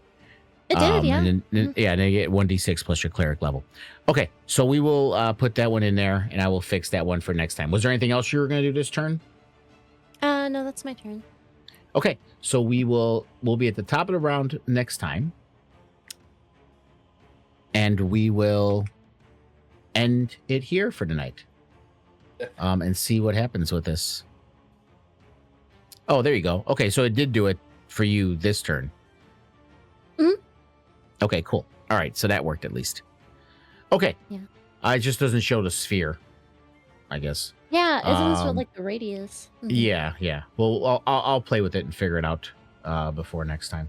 But all right, guys. So that's where we're at it. I hope everyone enjoyed it. Did you guys have a good time? It was a chaotic session. Yeah. There's a lot going on here. All right, so we will pick this up next week and see how your battle with Ravison goes in this Elven Tomb, and what other secrets will be unveiled by the Frost Maiden. All right, guys. Anyone want to do any quick stars and wishes before we go? Go. I mean, I do just want to say, at least Hannah and I, and sometimes Moby, have been staying afterwards for like an hour to just like chat about session. So if anyone else wants to join, we'll probably be in here. But cool. For session specifically, okay, the mummy is so fun. Oh my gosh, I was not expecting that. I was expecting maybe a fight, maybe some treasure, and then a guy pops out and is like, "Hi guys, Moonbeam." I believe this is the second time Al has opened something and it has not been what he wanted inside. It was a funny interaction with Al. I really liked that too. Yeah. With the torch stuff, that was funny. With Warden. Yeah. All right, guys. So we wanted there. Let Dazzle get ready for her campaign. And we will see you guys next Saturday. All right. All right. See y'all. See you, See everyone. Have a good night. Bye. guys. For fun. Have a great night. Happy birthday. Thank Yeah. you. Yeah, happy birthday, Yeah. Lanka.